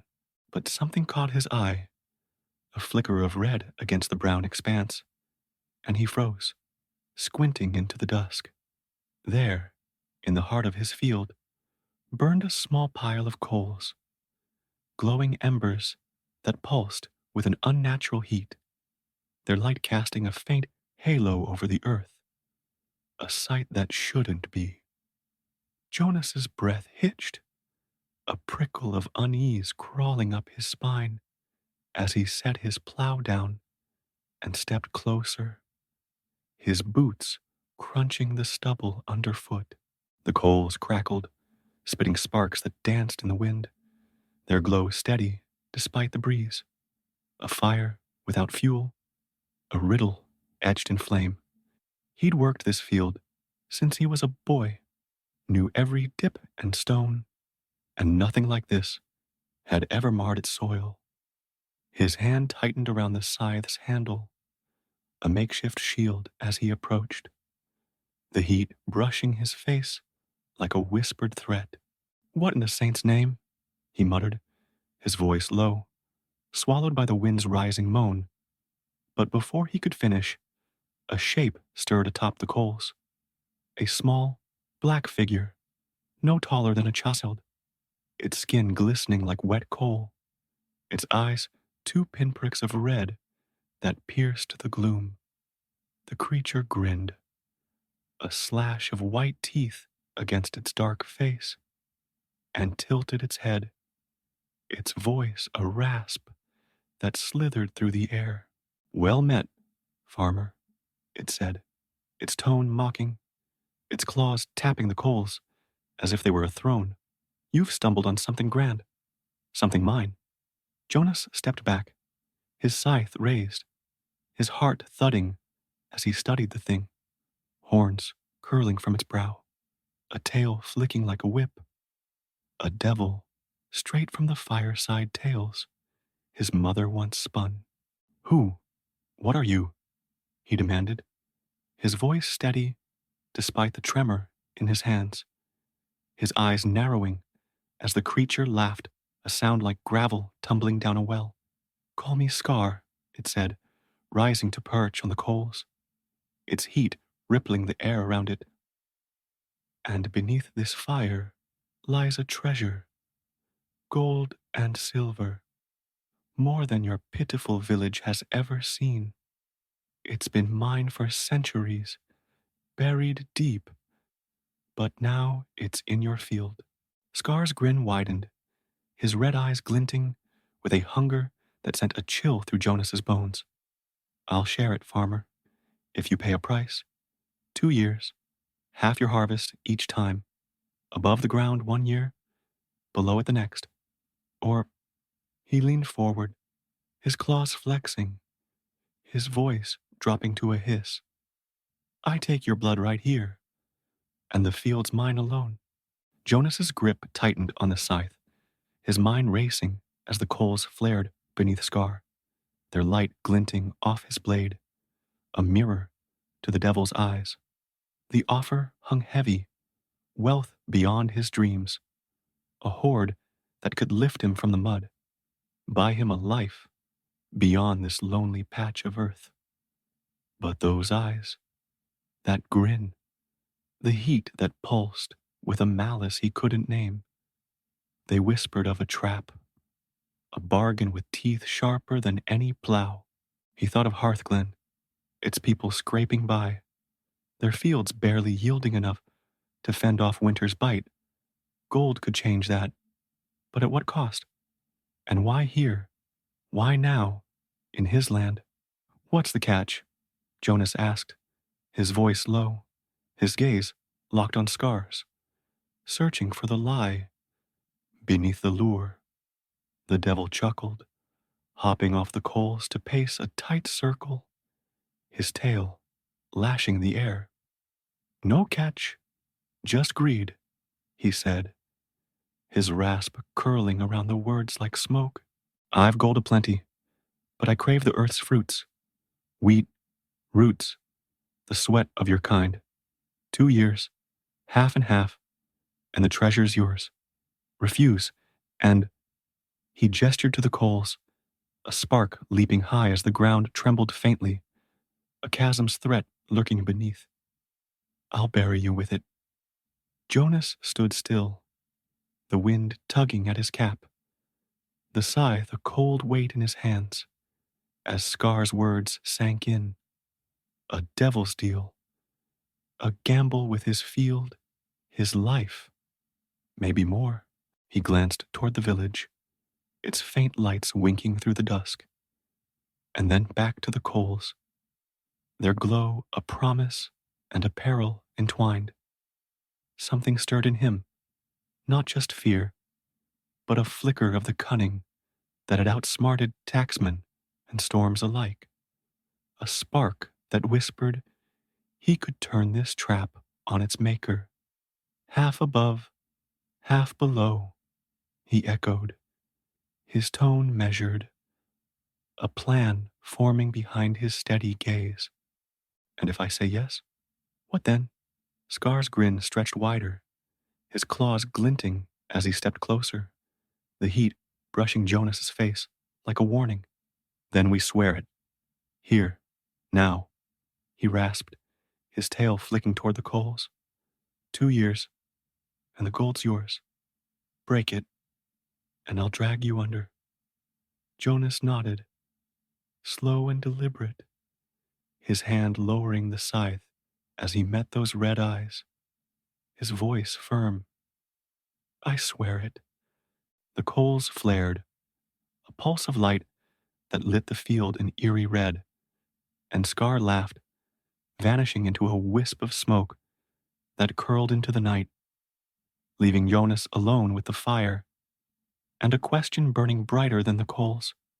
Could he outwit a devil, or had he just sold his soul? The wind howled louder, the village lights dimmed in the distance, and Jonas stood, the field stretching dark around him, the coals a smoldering mark on his land, a hook sunk deep, pulling him into a game where the stakes were gold, guile, and the shadow of something far darker than he'd ever faced. The night after Scar's bargain sealed itself in a flare of coals and smoke. Hearthglen slept uneasily beneath a sky streaked with clouds that swallowed the moon's pale light. Jonas trudged back to his hut, the scythe slung over his shoulder, its blade glinting faintly in the dark as the wind howled across the fields. His boots crunched the frost-kissed earth, each step heavy with the weight of the oath he'd sworn, a pact with a devil, a gamble he'd taken not for greed, but for survival, though the promise of gold tugged at the edges of his mind like a whisper he couldn't quite silence. The coals had burned out by the time he left the field, leaving a charred circle in the soil, scar that marked the spot where treasure lay buried, a prize he'd vowed to claim if he could outwit the creature called Scar. Inside his hut, the air was cold, the hearth a pile of ash that offered no warmth as Jonas dropped his tools and sank onto a rickety stool. The walls creaked, patched with mud and straw, the single room sparse, a straw pallet in the corner, A wooden table scarred from years of use, a shelf holding a few clay bowls, and a sack of last season's grain. He rubbed his hands, calloused and stained with earth, and stared at the flickering flame he coaxed from a twig and flint, the light casting shadows that danced like Scar's mocking grin. 2 years, he muttered, his voice low, roughened by the day's labor. Half above, half below, and then it's mine. His hazel eyes glinted, sharp with a plan already taking root, a thread of cunning weaving through the fear that gnawed at his gut. He'd faced cheats and storms before. Could a devil be so different? Sleep came fitfully, Scar's red eyes haunting his dreams, the coals flaring into a pit that yawned beneath his feet, gold glinting at its bottom, like a lure. He woke with the dawn, the sky a dull gray over Hearthglen, the wind carrying a chill that sank into his bones as he stepped outside.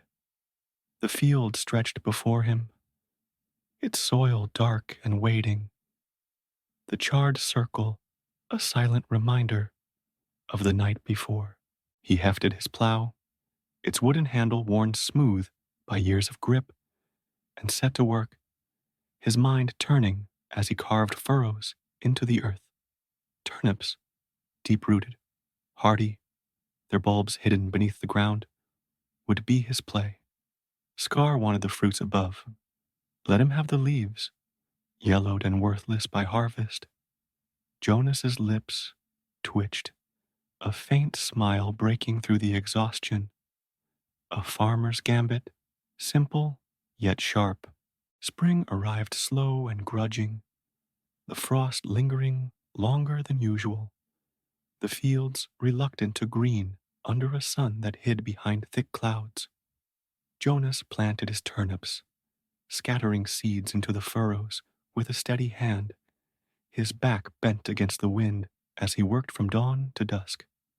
The villagers watched from afar. Old Marta, spinning wool by her door. Young Carl, tending his father's oxen, their eyes narrowing with curiosity as Jonas toiled alone, his field a patchwork of earth and promise. Whispers had spread since that dusk. The coals, the devil's laugh, a bargain struck in the dark, and though none dared ask, the air buzzed with unease, a shadow settling over Hearthglen that matched the chill in the wind. Verna lingered too, her presence a new thorn in the village's side. She'd arrived months before, a hunched figure in black wool who'd claimed a shack near the marsh, her gray hair wild, her white eyes clouded like spoiled milk, darting over the fields. The villagers avoided her, their mutters sharp with suspicion. Witch, they called her, blaming her for the frost, the failed crops, the wolves that howled too close. But Jonas paid her little mind, his focus locked on the turnips sprouting beneath his soil. Yet she watched him, her shadow flitting near his field at dusk, her voice a low hum carried by the wind, words he couldn't catch, but felt like a weight on his shoulders. The turnips grew steady, their green tops pushing through the earth, their bulbs swelling beneath, a secret Jonas guarded with each passing day. Scar returned once, a flicker of shadow at twilight, his black form perched on a fence post, his red eyes glinting as he watched the sprouts. Growing well, farmer, he rasped, his grin sharp, his tail flicking like a whip. Jonas leaned on his hoe, his voice calm, measured. Aye, plenty for us both.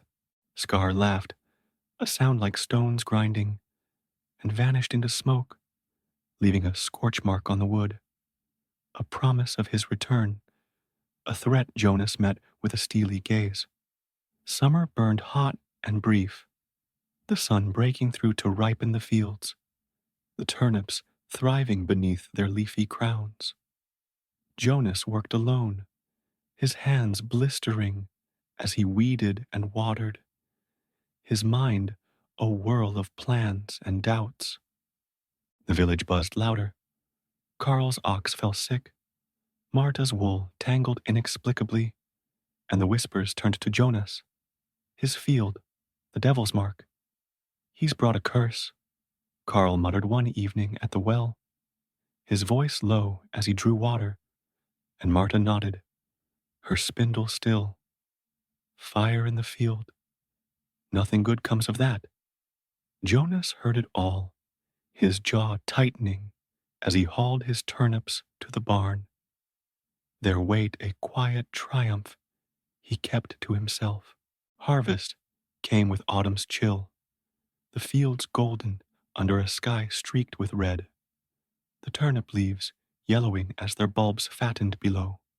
Jonas stood ready, his scythe sharp, his sack slung over his shoulder, when Scar appeared, black and gleaming, his claws tapping the charred circle, his grin a slash of white. Time to divide, farmer, he rasped, his red eyes glinting with greed, smoke curling from his feet as the coals flared anew. Above the ground's mine, handed over, Jonas nodded, his face a mask of calm, as he bent to the task, slicing the wilted leaves free, piling them at Scar's feet, a heap of dry, crumbling green that rustled in the wind. Scar's grin faltered, his claws raking the leaves as Jonas dug, pulling up turnips. Plump, pale, their earthy scent a stark contrast to the devil's prize. What's this? Scar snarled, kicking the pile, his voice rising as Jonas stacked his bulbs, their weight a silent victory. You want it above? Jonas said, his tone even, his hazel eyes glinting with a spark of defiance. Leaves are yours, bulbs are mine. Scar's growl shook the air, smoke billowing as he paced, his tail lashing. But the oath held. He took his heap and vanished, his curse a hiss that lingered. Next year, I'll have you. Winter descended, harsh and biting, the frost turning Hearthglen's fields to ice, the river freezing at its edges. Jonas stored his turnips, their bounty a shield against the lean months, his hut warm with the hearth's glow as he planned the next move. Wheat, tall and golden, its grain above the ground, its stubble below. Scar's threat echoed, a shadow over his quiet triumph. But Jonas smiled, his cunning a flame that burned steady. The village grew restless. Carl's whispers sharpened, Marta's gaze hardened, and Verna lingered closer, her white eyes glinting at dusk, her hum a low chant that prickled Jonas's skin. Something brewed, a tension he couldn't name, and the coal's scar smoldered still, a mark of a bargain yet to unfold. Spring returned, sluggish and wet, the fields thawing under a reluctant sun. Jonas planted wheat, its seeds sinking into the soil he'd tilled with care, his hands steady as he sowed, his mind sharp with the game's next play. Scar watched from the shadows, his visits more frequent, his red eyes glinting through the mist, his voice a rasp. Above ground's mine this time, farmer. No tricks. Jonas nodded, his silence a weapon, his wheat sprouting green as summer loomed. The village buzzed louder, cattle died, wells soured, and Carl spat at Jonas's door. Devil's friend! But Jonas worked on, his harvest a quiet defiance against the growing storm. Summer blazed, the wheat rising tall, its golden heads heavy with grain under a sun that scorched the plains. Scar's presence thickened, The air grew hot near the coals, the wind carrying a sulfur tang, his laughter a low rumble that rattled the stalks. Jonas cut his crop at dawn, his scythe flashing as he took the grain, leaving stubble for the devil, his sack bulging with a second victory. Scar roared into view, his black form wreathed in smoke, his claws slashing the air. You cheat me again. And Jonas stood firm, his voice steady. By your oath. Above's yours, below's mine. The devil's rage erupted, the coals flaring into a pit, fire licking the sky as he hissed, no more games, gold or your blood. The climax loomed. Scar's pit yawned, gold glinting below. A trap Jonas had baited with 2 harvests. His cunning a thread stretched taut as the devil's claws reached for him. The village's whispers, a chorus of doom. Verna's shadow, a flicker at the edge, and the heat rose, a furnace that promised death or deliverance. The air above Jonas's field shimmered with heat, the golden stubble of his harvested wheat glowing faintly under a sky bruised with twilight as Scar's rage erupted into a roaring inferno. The charred circle at the field's heart had widened into a pit, a gaping maw of flame and shadow, its edges crumbling as the coals flared hotter than any forge, spitting sparks that danced like fiends in the gathering dusk. Jonas stood at its brink, his scythe clutched in one hand, its blade glinting red in the firelight, his other hand gripping a worn leather sack slung across his shoulder. Sweat streaked his weathered face, his hazel eyes narrowed against the blaze, his breath a ragged gasp as the devil's voice thundered from the pit's depths, shaking the earth beneath his boots.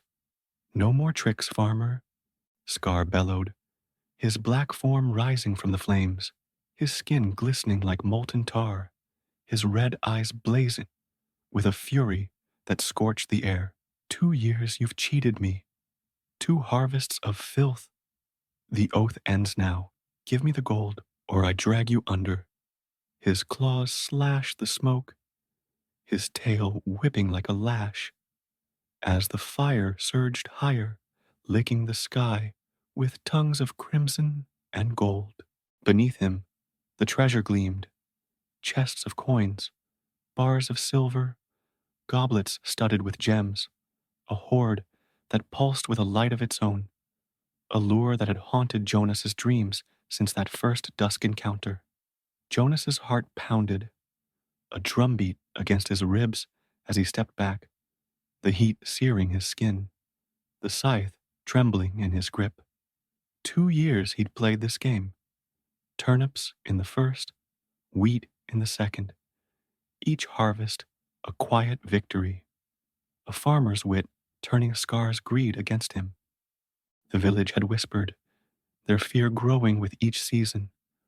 Carl's curses, Marta's prayers.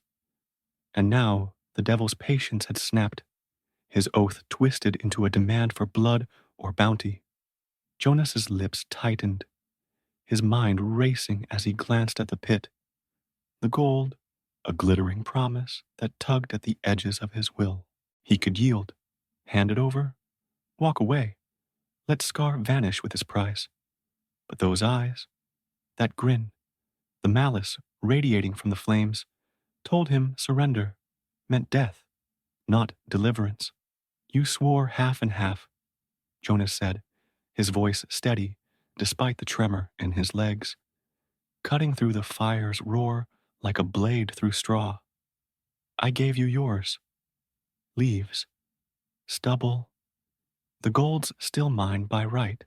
Scar's laugh erupted, a sound like stones grinding in a mill, his claws flexing as he leaned forward, smoke curling from his jagged maw. Right, he snarled, his tail slashing the air, cracking against the pit's edge with a burst of sparks. Your right ends here. Oath or no, I'll have it all. The flames surged, a wave of heat that singed Jonas's tunic, driving him back another step, his boots slipping on the dry earth as the pit widened, its edges crumbling inward. Jonas's gaze darted past the field to Hearthglen's faint lights, where the villagers huddled in fear, past the forest's dark line, where Verna's shadow had flickered at dusk, her hum a riddle he hadn't unraveled. The scythe felt heavy, useless against this, but his mind spun, threads of memory weaving into a plan. Verna's voice, moi troi pong toi, whispered in the wind weeks ago, a fragment he'd caught near the marsh, dismissed as a mad woman's ramble. Salt, a ward against evil, a tale from his mother's fireside stories. Could it hold here? Against a devil's fire? His hand slipped to the sack at his side, its weight a secret he'd carried since winter. A pouch of coarse salt, kept for trade, now a gamble against the flames. Scar's claws raked the air, his roar shaking the ground as he lunged half out of the pit, his black form towering, fire trailing from his limbs like a cloak. Choose, farmer, he thundered, his tail whipping toward Jonas, a lash of heat that grazed his arm, searing the skin with a hiss of pain. Jonas stumbled, the scythe clattering to the ground, his cry swallowed by the fire's roar as he tore the sack free, ripping it open with trembling hands. Salt spilled into his palm, coarse and white, a farmer's last stand against a devil's wrath, and he flung it, grains arcing through the air, catching the firelight as they rained into the pit. The effect was instant. A shriek tore from Scar, sharp and guttural, as the salt struck the coals. A flare of white light bursting upward, clashing with the red flames. The pit shuddered, its edges glowing as the salt traced a circle, a barrier that pulsed with a power older than Scar's malice.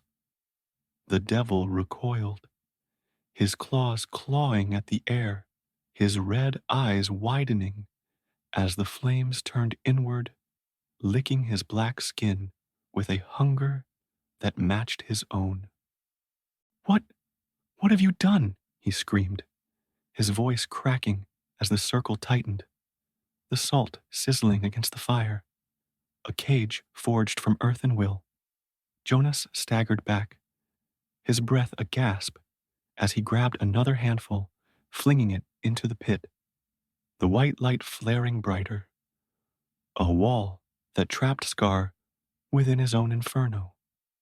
You swore an oath, Jonas shouted, his voice rising over the roar, his hazel eyes blazing with a fury he hadn't known he carried. Half and half, and now you break it. Burn in your own fire. Scar thrashed, his claws slashing the salt line, sparks flying as the circle held. The flames surging higher, a vortex of red and white that swallowed his form.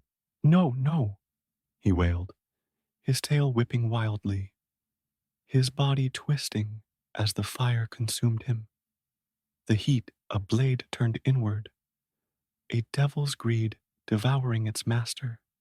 The ground trembled, a quake that split the field as the pit flared one last time, a blinding burst of light and heat that drove Jonas to his knees, his arms shielding his face as the roar peaked, then fell silent.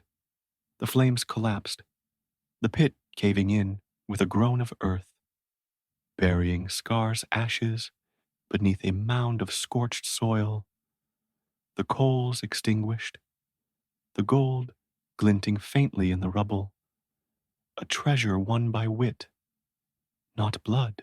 Jonas rose, his chest heaving, his hands trembling as he brushed salt from his palms. The scythe, lying forgotten at his feet. The air stilled, the wind dropped into a whisper, and Hearthglen's lights flickered in the distance. A village spared by a farmer's gamble.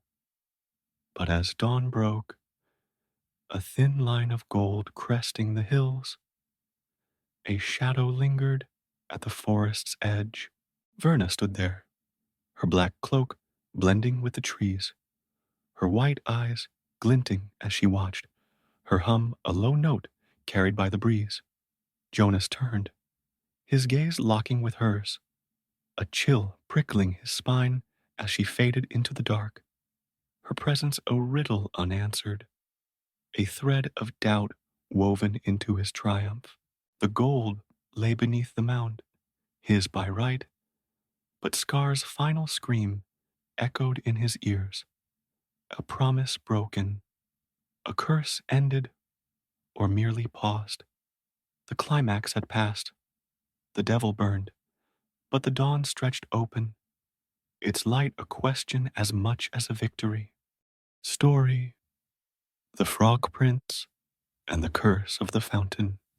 The kingdom of Eldenwood sprawled across a verdant valley in the heart of medieval Europe, its white stone palace rising like a beacon above a sea of deep forest and rolling meadows. It was late summer, the air thick with the scent of wildflowers and pine, the sun dipping low to paint the sky in hues of gold and rose. A cool spring bubbled at the forest's edge, its waters shimmering through the trees, a silver thread that wound past the palace walls before vanishing into the shadowed green. The village below hummed with life, wooden huts clustered along muddy paths, their thatched roofs glowing in the evening light, the clatter of carts and the lowing of cattle drifting upward. But the palace stood apart, its towers piercing the sky, its gardens blooming with roses that spilled over stone walls in cascades of red and white. Princess Alina slipped through the palace gates that evening, her bonnet tied loosely over her long auburn hair, her wooden clogs clicking against the cobblestones as she ventured into the woods alone. At 16, she was a vision of youthful beauty, her skin fair and freckled, her green eyes sharp with a spark of mischief, her slender frame draped in a simple blue gown that swayed with each step.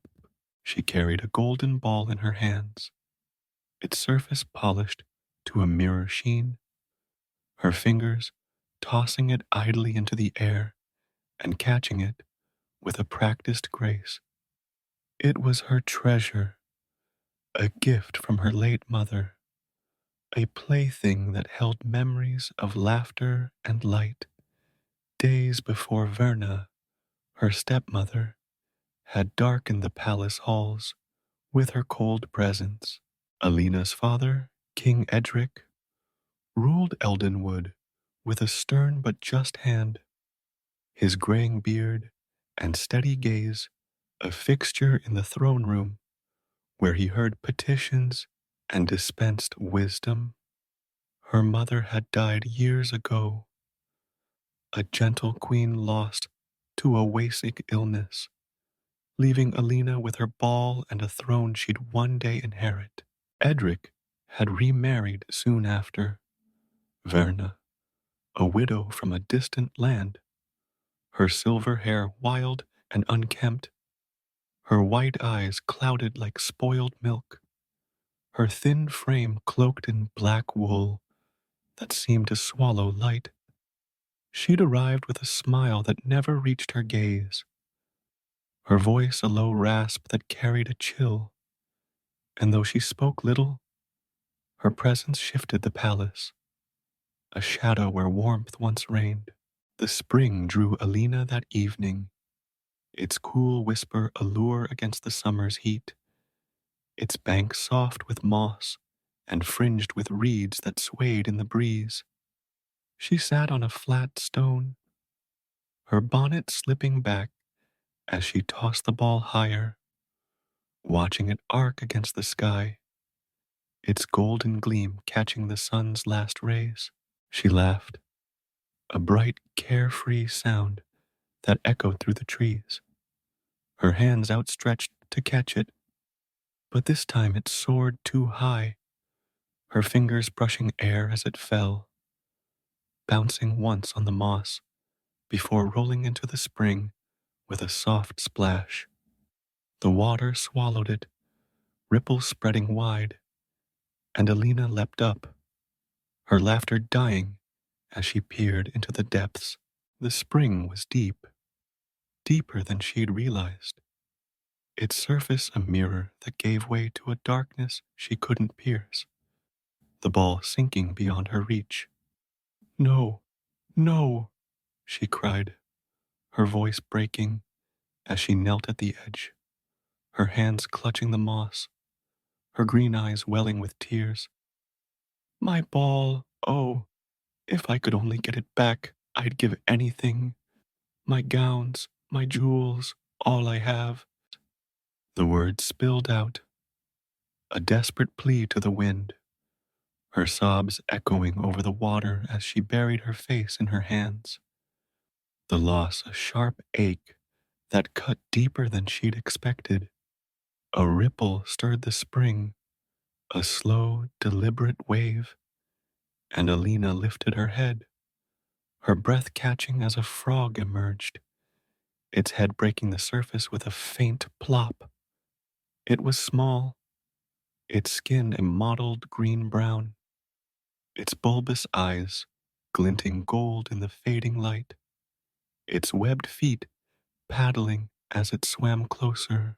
Princess, it croaked, its voice low and guttural, a sound that sent a shiver down her spine. Why do you weep so bitterly? Alina recoiled, her hands flying to her chest, her voice a gasp. What? Who are you, you nasty thing? My ball, it's fallen in and I can't get it. The frog tilted its head, its golden eyes steady, unblinking, and swam to the bank, its claws gripping the moss as it hauled itself up. I need no pearls or gowns, it said, its croak softening, a strange note of longing threading through. But if you'll love me, let me live with you, eat from your plate, sleep on your bed. I'll fetch your ball. Alina stared, her mouth parting, a laugh bubbling up, sharp, incredulous, as she wiped her tears. Love you? A frog? What nonsense. You can't even climb out of that spring to bother me. But her eyes flicked to the water, the ball's faint gleam taunting her from the depths, and she swallowed, her voice softening. Fine, if you get it, I'll do as you ask. The frog's eyes glinted, a flicker of something deeper, hope perhaps, and it dipped beneath the surface, vanishing into the dark with a ripple that spread wide. Alina waited, her fingers twisting her bonnet's ribbon, her breath held as the water stilled, then broke, a splash as the frog resurfaced, the golden ball clutched in its mouth, its webbed feet kicking as it swam to the edge. It tossed the ball onto the moss with a wet thud, its croak a quiet triumph. There, princess. And Alina lunged, scooping it up with a cry of joy, her hands cradling it as if it were a lost child.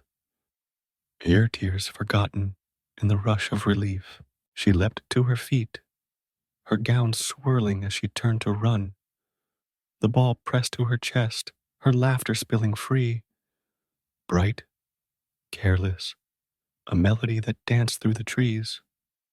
Stay, princess, the frog called, its voice sharp, insistent. Take me with you. You promised. But Alina didn't stop, didn't glance back, her clogs pounding the path as she raced toward the palace, the frog's plea fading into the wind, her heart light with victory, her mind dismissing the creature as a silly, impossible thing. The spring lay still behind her, its waters darkening as dusk settled, the frog sinking beneath the surface with a quiet croak, its golden eyes fixed on her retreating form. But the forest wasn't empty. From the shadows of the trees, Verna stepped forward, her black cloak blending with the dusk, her silver hair glinting like frost under the fading light, her white eyes narrowing as she watched Alina vanish down the path. Her thin lips curled into a smile, a cold, jagged thing that bared her teeth, and her hand tightened around a staff carved with runes, its wood dark and twisted, pulsing faintly with a power that hummed in the air. Run, little princess, she rasped, her voice a whisper carried by the wind, her eyes glinting with malice. You've made your vow, and you'll pay for breaking it. The palace loomed ahead as Alina slipped through the gates, her bonnet askew, her ball clutched tight, her laughter echoing off the stone walls. A girl reclaimed by joy, oblivious to the shadow that followed. The spring lay silent, its depths hiding the frog's patient weight, its waters a mirror to a curse unspoken, a bargain struck in haste that would soon knock at her door. And in the forest, Verna's hum rose, a low, chilling note that wound through the trees, a promise of retribution weaving into the night, a question lingering in its wake. What price would Alina pay for her golden prize? The palace of Eldenwood glowed softly under the twilight sky, its white stone walls catching the last glimmers of daylight as shadows stretched long across the courtyard. Princess Alina slipped through the heavy oak doors, her clogs clattering on the polished marble floor, her golden ball clutched tight against her chest. Her auburn hair spilled loose from her bonnet, framing her flushed cheeks, her green eyes bright with a triumph that drowned out the frog's faint croak echoing from the forest. She darted up the grand staircase, her blue gown swirling, her laughter spilling free, a melody of relief and joy that danced through the high-ceilinged halls, oblivious to the weight of the promise she'd broken by the spring.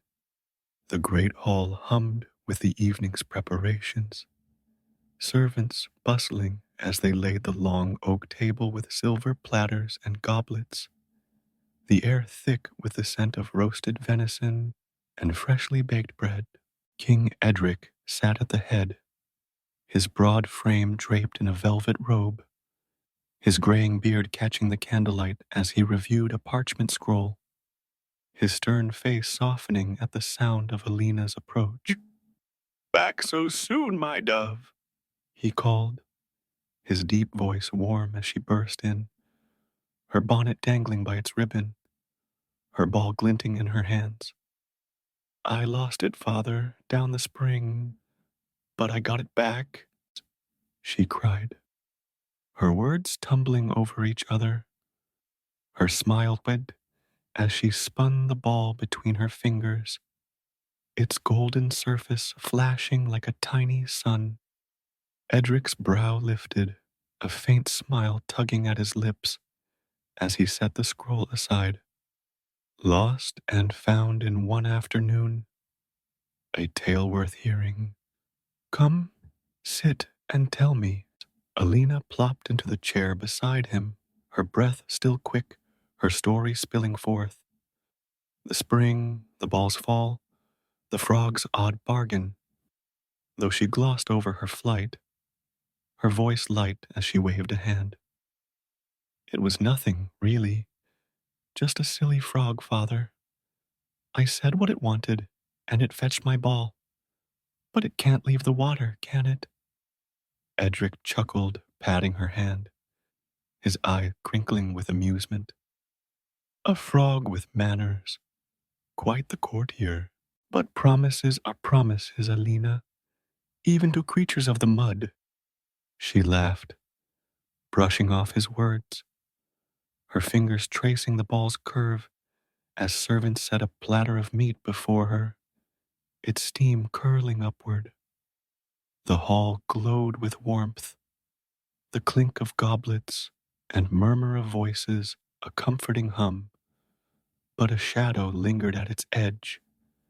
Verna, standing silent by a tapestry, her black cloak swallowing the light, her silver hair glinting like frost in the candle's flicker, her white eyes, clouded, unreadable, fixed on Alina, her thin lips curling into a faint smirk as she leaned on her rune-carved staff, its dark wood pulsing faintly in her grip. She'd heard the girl's tale, her ears sharp despite her stillness, and her hum, a low, chilling note, slipped into the air, unnoticed by all but the wind that rattled the casements. Dinner unfolded in a blur of chatter and clinking silver, Alina's laughter ringing as she recounted her adventure, Edric nodding with a father's pride, the servants weaving through with trays of fruit and wine. But as the candles burned low, a strange sound broke the rhythm. A tap, tap, tap, faint at first, then louder, a staccato beat echoing up the marble staircase from the palace doors. Alina paused, her goblet halfway to her lips, her brow furrowing as the noise grew. A rhythmic thud, like footsteps climbing stone, followed by a gentle knock, soft but insistent, that silenced the hall. A small voice croaked through the wood, clear and piercing. Open the door, my princess dear. Open the door to thy true love here, and mind the words that thou and I said by the fountain cool in the greenwood shade. The goblet slipped from Alina's hand, clattering to the table, wine splashing red across the cloth as she leapt up, her chair scraping the floor, her green eyes wide with a terror that drained the color from her face. No, no, it can't be, she gasped, her voice trembling as she backed away, her hands clutching her gown, the ball rolling forgotten to the edge of the table. Edric rose, his brow knitting, his hand resting on her shoulder as he turned to the door, his voice steady. What's this, Alina? Who knocks at our gate? She shook her head, her breath shallow, her words a whisper. The frog. It's the frog from the spring. I didn't think. I didn't mean. The knock came again, sharper now, the croak rising. Open the door, my princess dear. And Edric's gaze hardened, his hand tightening on her shoulder as he gestured to a servant. See who it is, he commanded, his tone firm. But Alina's cry cut through. No, father, don't. It's that nasty thing. I told it lies to get my ball. The servant hesitated, then crossed to the door, pulling it open with a creak that echoed through the hall. And there it stood, the frog, its mottled skin glistening in the torchlight, its golden eyes glinting as it hopped forward, its webbed feet tapping the marble with a rhythm that matched her racing pulse. Alina shrieked, stumbling back, her words flying to her mouth as the frog advanced, its croak a quiet plea. You promised, princess, love me, live with me, as you said. The hall fell silent, servants freezing, Edric's eyes narrowing as he stepped between them, his voice a low growl. What's this nonsense, creature? My daughter owes you nothing. But the frog's gaze held Alina's, steady, unyielding, and it croaked again. She swore it, by the spring, for her golden ball. Alina's knees buckled, her voice a sob. I didn't mean it. I thought you couldn't come. Edric turned to her, his stern face softening with concern as he saw her tremble, her tears spilling free, and he knelt, his hand cupping her cheek. Alina, what have you done? He asked, his voice gentle but firm, his gray eyes searching hers. I promised, she choked, her hands twisting her gown, to let it live with me, eat from my plate, sleep on my bed. But it's a frog, father, a horrible thing. Edric's jaw tightened, his gaze flicking to the frog, then back to her, his voice steady. A promise is a promise, my dove. Made in jest or not, you've bound yourself. Open the door wider and let it in. No, please, Alina cried. But Edric rose, his hand firm on her arm as he nodded to the servant. The door swinging fully open, the frog hopping forward with a quiet determination that chilled her blood. It crossed the threshold, tap, tap, tap, its golden eyes fixed on her, and stopped at her feet, its croak soft. Mind thy words, princess. She shrank back, her sobs muffled as Edric guided her to her seat, his voice a murmur. Honor binds us, Alina. Face it, and we'll see what comes. The hall watched, breath held, as the frog hopped closer, its small form a shadow against the marble, its presence a weight that pressed on Alina's chest. Verna slipped forward, her cloak rustling, her white eyes glinting with a glee she didn't hide, her staff tapping the floor as she leaned closer to Edric. A curious guest, my king, she rasped, her voice dripping with mockery, her smile a slash of malice. Shall I prepare a place for it? Or something more? Edric waved her off, his focus on Alina, but Verna's hum rose. A low, sinister note that curled through the hall, unnoticed by all but the frog, whose golden eyes flickered with a spark of recognition, a hint of the man beneath the curse. Alina sat, her hands trembling as she gripped the table, the frog hopping onto the chair beside her, its croak a quiet command. Lift me up, princess, as you swore. She flinched, her tears falling as she obeyed, her small hands lifting its slimy form, her skin crawling as she set it beside her plate, its eyes steady on hers. Closer, it croaked, and she pushed her plate near, her stomach churning as it ate, tiny bites of venison, its tongue flicking with a precision that mocked her dread. The hall blurred, her father's voice a distant hum. Keep your word, Alina.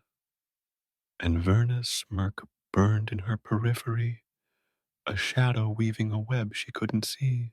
Night deepened, the candles guttering low as Alina rose. the frog at her heels, its tap, tap, tap, a relentless echo as she climbed the stairs, her gown dragging, her heart pounding with a fear she couldn't name. She reached her chamber, a haven of silk and candlelight, its bed draped in velvet, and the frog hopped in, its croak insistent. To your bed, princess, she sobbed, lifting it again, her hands shaking as she set it on her pillow, its weight a burden she couldn't shake.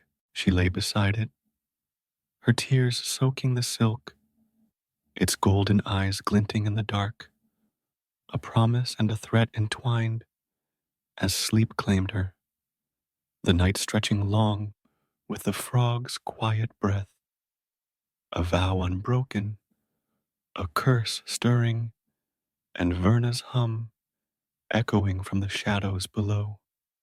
The palace of Eldenwood lay shrouded in the stillness of the third night, its white stone walls bathed in moonlight that slipped through the high windows, casting silver pools across the marble floors.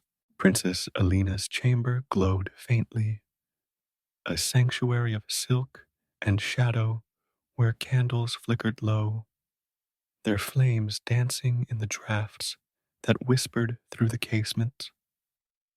She lay on her velvet draped bed, her auburn hair spilling across the pillow, her green eyes half open in the dimness, her breath shallow and uneven as sleep battled the unease that coiled in her chest. Beside her, on the silk coverlet, rested the frog, its mottled, green-brown skin glistening in the candlelight, its golden eyes glinting with a quiet intensity, its small form a weight that pressed against her every thought. The past 2 nights had worn her thin, each tap of the frog's webbed feet up the stairs, each croak of its voice demanding her promise, a torment she'd borne with tears and trembling hands. She'd lifted it to her table, pushed her golden plate close, watched it eat with a precision that chilled her. She'd carried it to her bed, set it on her pillow, lain beside it as its breath rasped, soft and steady, a presence she couldn't escape.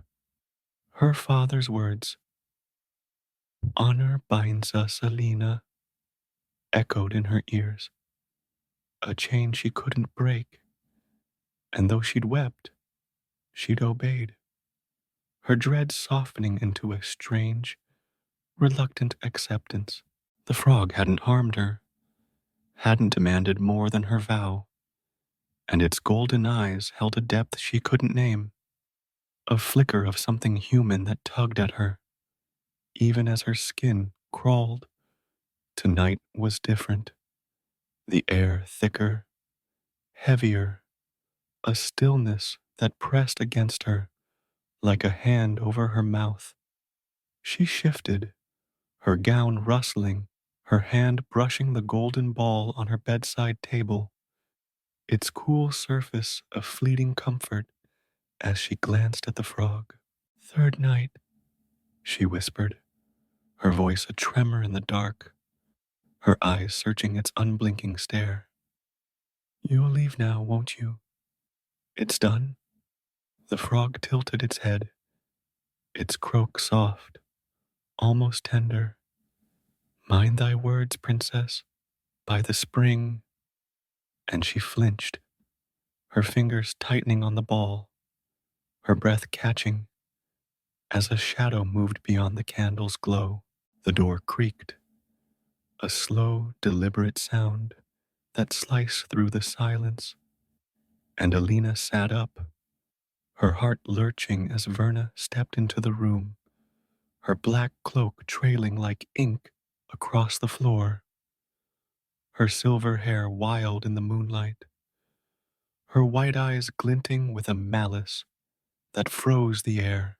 Her rune-carved staff tapped the marble, its dark wood pulsing with a faint, sickly light, and her thin lips curled into a smile, a jagged slash that bared her teeth, her voice a rasp that slithered through the shadows. "Sleep well, little princess," she said, her tone dripping with mockery, her staff rising as she advanced, the air thickening with a hum that vibrated in Alina's bones. Alina clutched the ball, her voice a gasp. What are you doing here?"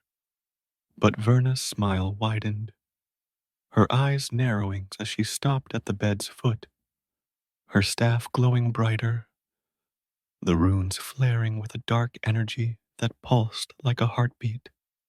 "Finishing what you started," she hissed, her gaze flicking to the frog, its golden eyes narrowing as it shifted, its small form tensing on the coverlet.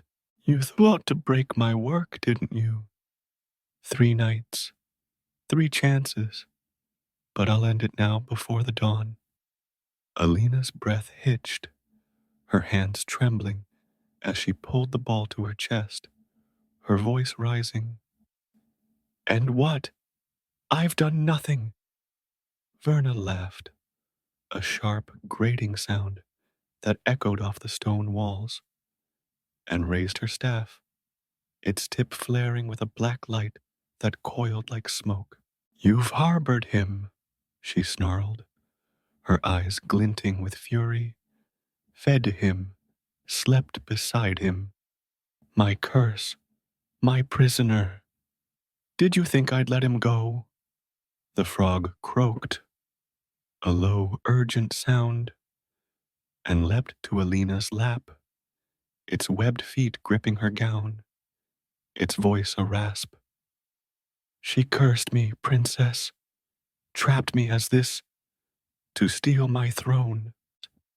Alina's eyes widened, her mind reeling as Verna's chant rose, a guttural growl that shook the room, shadows surging from the staff, tendrils of dark that lashed toward her like whips. "No!" Alina screamed, rolling off the bed as the shadow struck, the tendrils slashing the pillow where she'd lain, silk tearing with a hiss as she hit the floor, the ball slipping from her grasp to roll across the marble. The frog leapt after her, its croak a cry, "Stay back!" But Verna advanced, her staff thrusting forward, a black bolt surging from its tip, aimed at Alina's heart.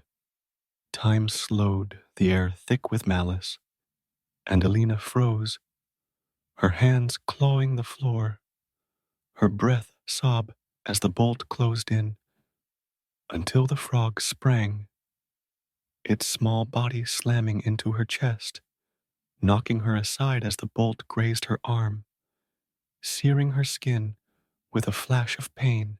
She cried out, tumbling against the wall, her hand clutching the burn as the frog landed beside her, its golden eyes blazing with a fury she hadn't seen. Verna snarled, her staff flaring again. "Foolish beast!" and swung it down, a wave of shadow crashing toward them, the room trembling as stones cracked, the bed splintering under the force. Alina scrambled up, her heart pounding, and grabbed the golden ball, her mother's gift, her last shield, her arm swinging as she hurled it with all her strength, a desperate cry tearing from her throat. "Leave us alone!"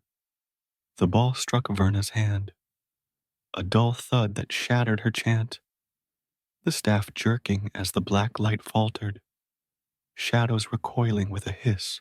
The frog seized the moment, its small form leaping, its jaws snapping shut on Verna's wrist, teeth sinking into flesh as she shrieked, her staff clattering to the floor, the runestone at its tip pulsing wildly. "Get off!" she roared, her free hand clawing at the frog, but it held fast, its croak a growl as the stone flared, a burst of white light erupting from its core, clashing with the dark, a blinding clash that lit the room in stark relief. The light swelled, a wave that surged through the frog, its mottled skin shimmering, splitting, a transformation unfurling as Lena watched, her breath caught, her hands trembling against the wall. The frog grew, limbs stretching, scales melting into flesh, its form rising into a man, tall, broad-shouldered, his dark hair falling in waves, his blue eyes blazing with a fire that burned through the shadows. Eric stood before her, a prince in tattered velvet, his face handsome and fierce, his hand still gripping Verna's wrist as the light pulsed from him, a tide that broke the curse's hold. Verna staggered, her scream rising as the white light clashed with her dark, her staff's stone cracking, splintering, a backlash of power surging upward, black fire flaring from its shards. No, no, she wailed, her cloak igniting as the flames turned inward, her white eyes wide with terror as the fire consumed her, her body twisting, crumbling into ash that swirled through the air, a punishment forged by her own malice. The light faded, the shadows dissolving, the room stilling as Eric released her wrist. Now ash, his chest heaving, his blue eyes turning to Lena, soft with relief and something deeper. She sank to her knees, her hands clutching her burned arm, her breath assumed as she stared at him. Prince, not frog, his beauty a shock that pierced her dread. You're, she stammered, her voice breaking, and Eric knelt, his hand gentle as he touched her shoulder, his voice low, steady. Eric, Prince of Thornvale, cursed by her to steal my crown. You broke it, Lena. 3 nights your vow. She shook her head, tears spilling as the weight crashed over her, fear, guilt, wonder, and he smiled, faint but warm, his fingers brushing her cheek. You saved me.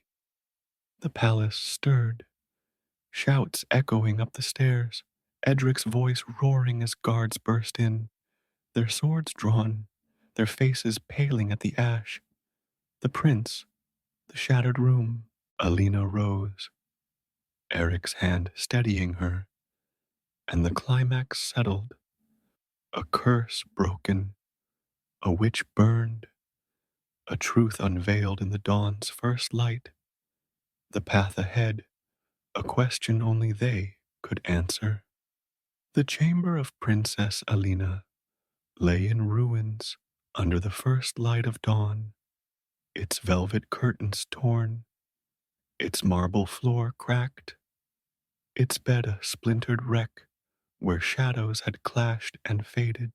The air hung heavy with the acrid scent of ash and scorched stone. Verna's remains a dark smear across the tiles, her rune-carved staff reduced to a charred husk beside the shattered bed. Alina knelt amidst the chaos, her auburn hair tangled across her tear-streaked face, her blue gown streaked with soot, her burned arm throbbing as she clutched it tight, her green eyes wide with a mix of shock and awe. Before her stood Eric, Prince of Thornvale, no longer a frog but a man, his dark hair falling in waves over a face both handsome and weary, his blue eyes glinting with relief as he caught his breath, his tattered velvet tunic a testament to the curse he'd shed. The palace trembled with the echoes of the night, shouts rising from the halls below, boots pounding up the marble staircase as King Edric burst through the doorway, his graying beard bristling, his velvet robe askew, his broadsword drawn in a hand that shook with fury. Guards flanked him, their armor clanking, their faces pale as they took in the scene. The ash, the wreckage, the stranger standing where a frog had been. Alina! Edric roared, his voice a thunderclap as he crossed the room, his sword lowering as he saw her, his stern eyes softening with fear. What in God's name? What happened here? Alina rose, her legs trembling as she stumbled toward him, her voice a sob. Father!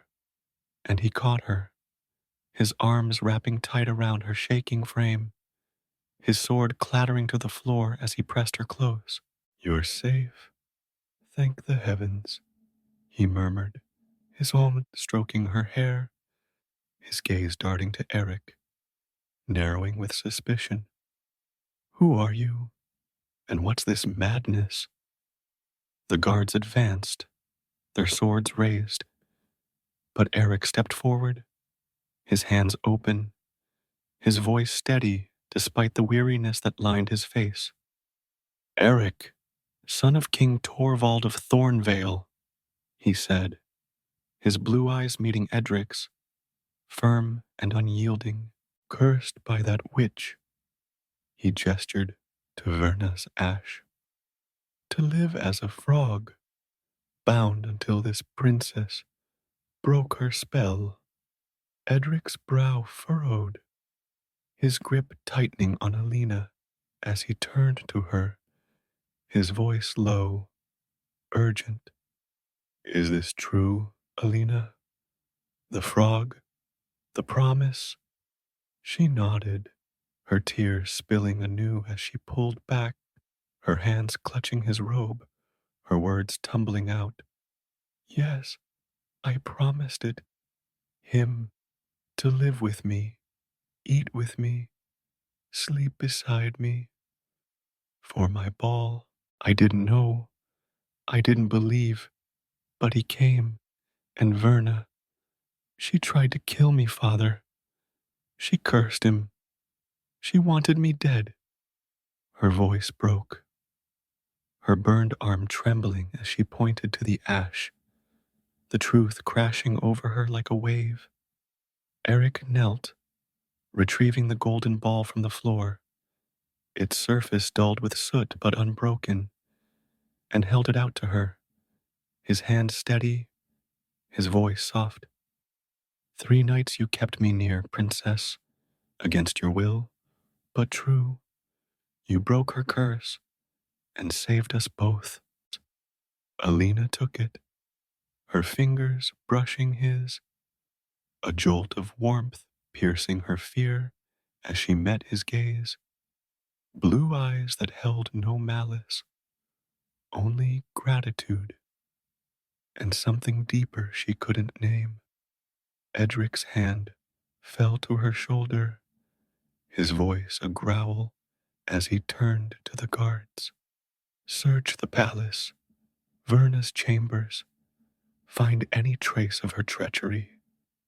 This ends tonight. The guards scattered, their boots echoing down the halls, and Edric guided Alina to a chair, its wood creaking as she sank into it, her breath steadying as Eric stood beside her, his presence a quiet anchor. The king's eyes searched his, weighing the man who'd emerged from a frog's skin, and he nodded, slow and deliberate. Thornvale's prince. Missing these 3 years, they said. A tale I'd heard, but never credited. Until now. Speak, then. What brought this witch to my house? Eric straightened, his voice low, resonant, as he recounted his fall, his father's kingdom usurped, Verna's dark pact with a fairy to curse him, her hunger for power that had led her to Eldenwood, to Alina's throne. She sought your crown, he said, his eyes flicking to Alina, and mine bound me to the spring, thinking no one would free me. But you did, princess. Your vow, however reluctant, burned her spell away. Alina's hand tightened on the ball, her voice a whisper. I didn't know. I thought you a monster. Eric smiled, faint and bittersweet, his hand resting near hers. You saw past it, and that was enough. The palace stirred with dawn's full light, servants rushing in with water and cloths, guards returning with Verna's belongings, a chest of runes, vials of dark liquid, a scroll scrawled with spells that confirmed Eric's tale. Edric's face darkened, his fist clenching as he read, his voice a growl. She poisoned my house, my child, and paid with fire. Let her ash be her tomb. He turned to Eric, his stern gaze softening, his hand extending. You've my thanks, Prince, and my daughter's life. What now? Eric took his hand, his grip firm, his eyes turning to Alina, a question shimmering within. Thornvale waits. My father's crown, my people. But I'd not leave without her, if she'll have me. Alina's breath caught, her green eyes meeting his. The frog's golden stare now a prince's plea. And she rose, her hand trembling as she stepped closer, the ball slipping to the chair. You stayed, even when I ran, she said, her voice steadying, her tears drying as she saw him, truly saw him, for the first time. I broke my word once. I won't again. Yes, I'll go. Edric's hand rested on her shoulder, his voice soft. You've grown, my dove. And he turned to Eric, his nod a blessing. Take her then, and bring her joy. The hall filled with a quiet hum.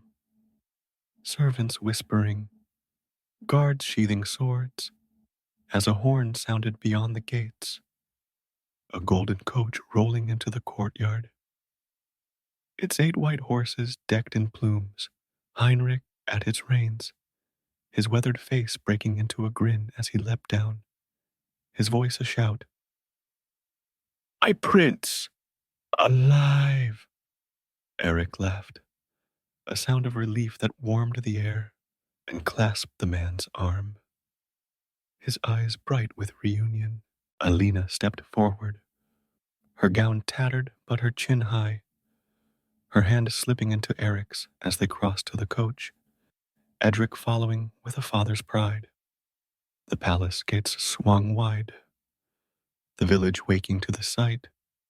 Princess Alina, hand in hand with a prince, the dawn painting them gold as they climbed aboard. Heinrich snapping the reins, the horses' hooves clattering on the stone. Edric waved, his gray eyes glistening, his voice a murmur. Be happy, my child. And the coach rolled forth, a plume of dust rising as it vanished down the forest road, bound for Thornvale, for a kingdom reclaimed, for a love forged in 3 nights of reluctant trust. Weeks later, Eldenwood buzzed with tales. Alina's wedding in Thornvale, a crown shared with Eric, a palace restored with laughter and light, Hearthglen's fields bloomed anew. The spring ran clear, its waters free of shadow, and Edric ruled with a lighter heart, his daughter's letters a comfort in his quiet halls. But sometimes, at dusk, he'd walk to the spring, his gray eyes scanning its depths, a faint hum lingering in the wind, a whisper of Verna's ash, a question unanswered. Had her fire truly died, or did it smolder still, a curse burned away, but never fully buried? For Alina and Eric, the dawn held no such doubts. Their kingdom thrived, their love a bond forged in trial, a vow kept not by force, but by choice. The golden ball rested on a shelf in Thornvale's hall, a relic of a promise that broke a witch's spell, a reminder that beneath the ugliest skin lay the truest heart, a tale sung by bards, a truth lived in every glance they shared, a happily ever after earned through shadow and light.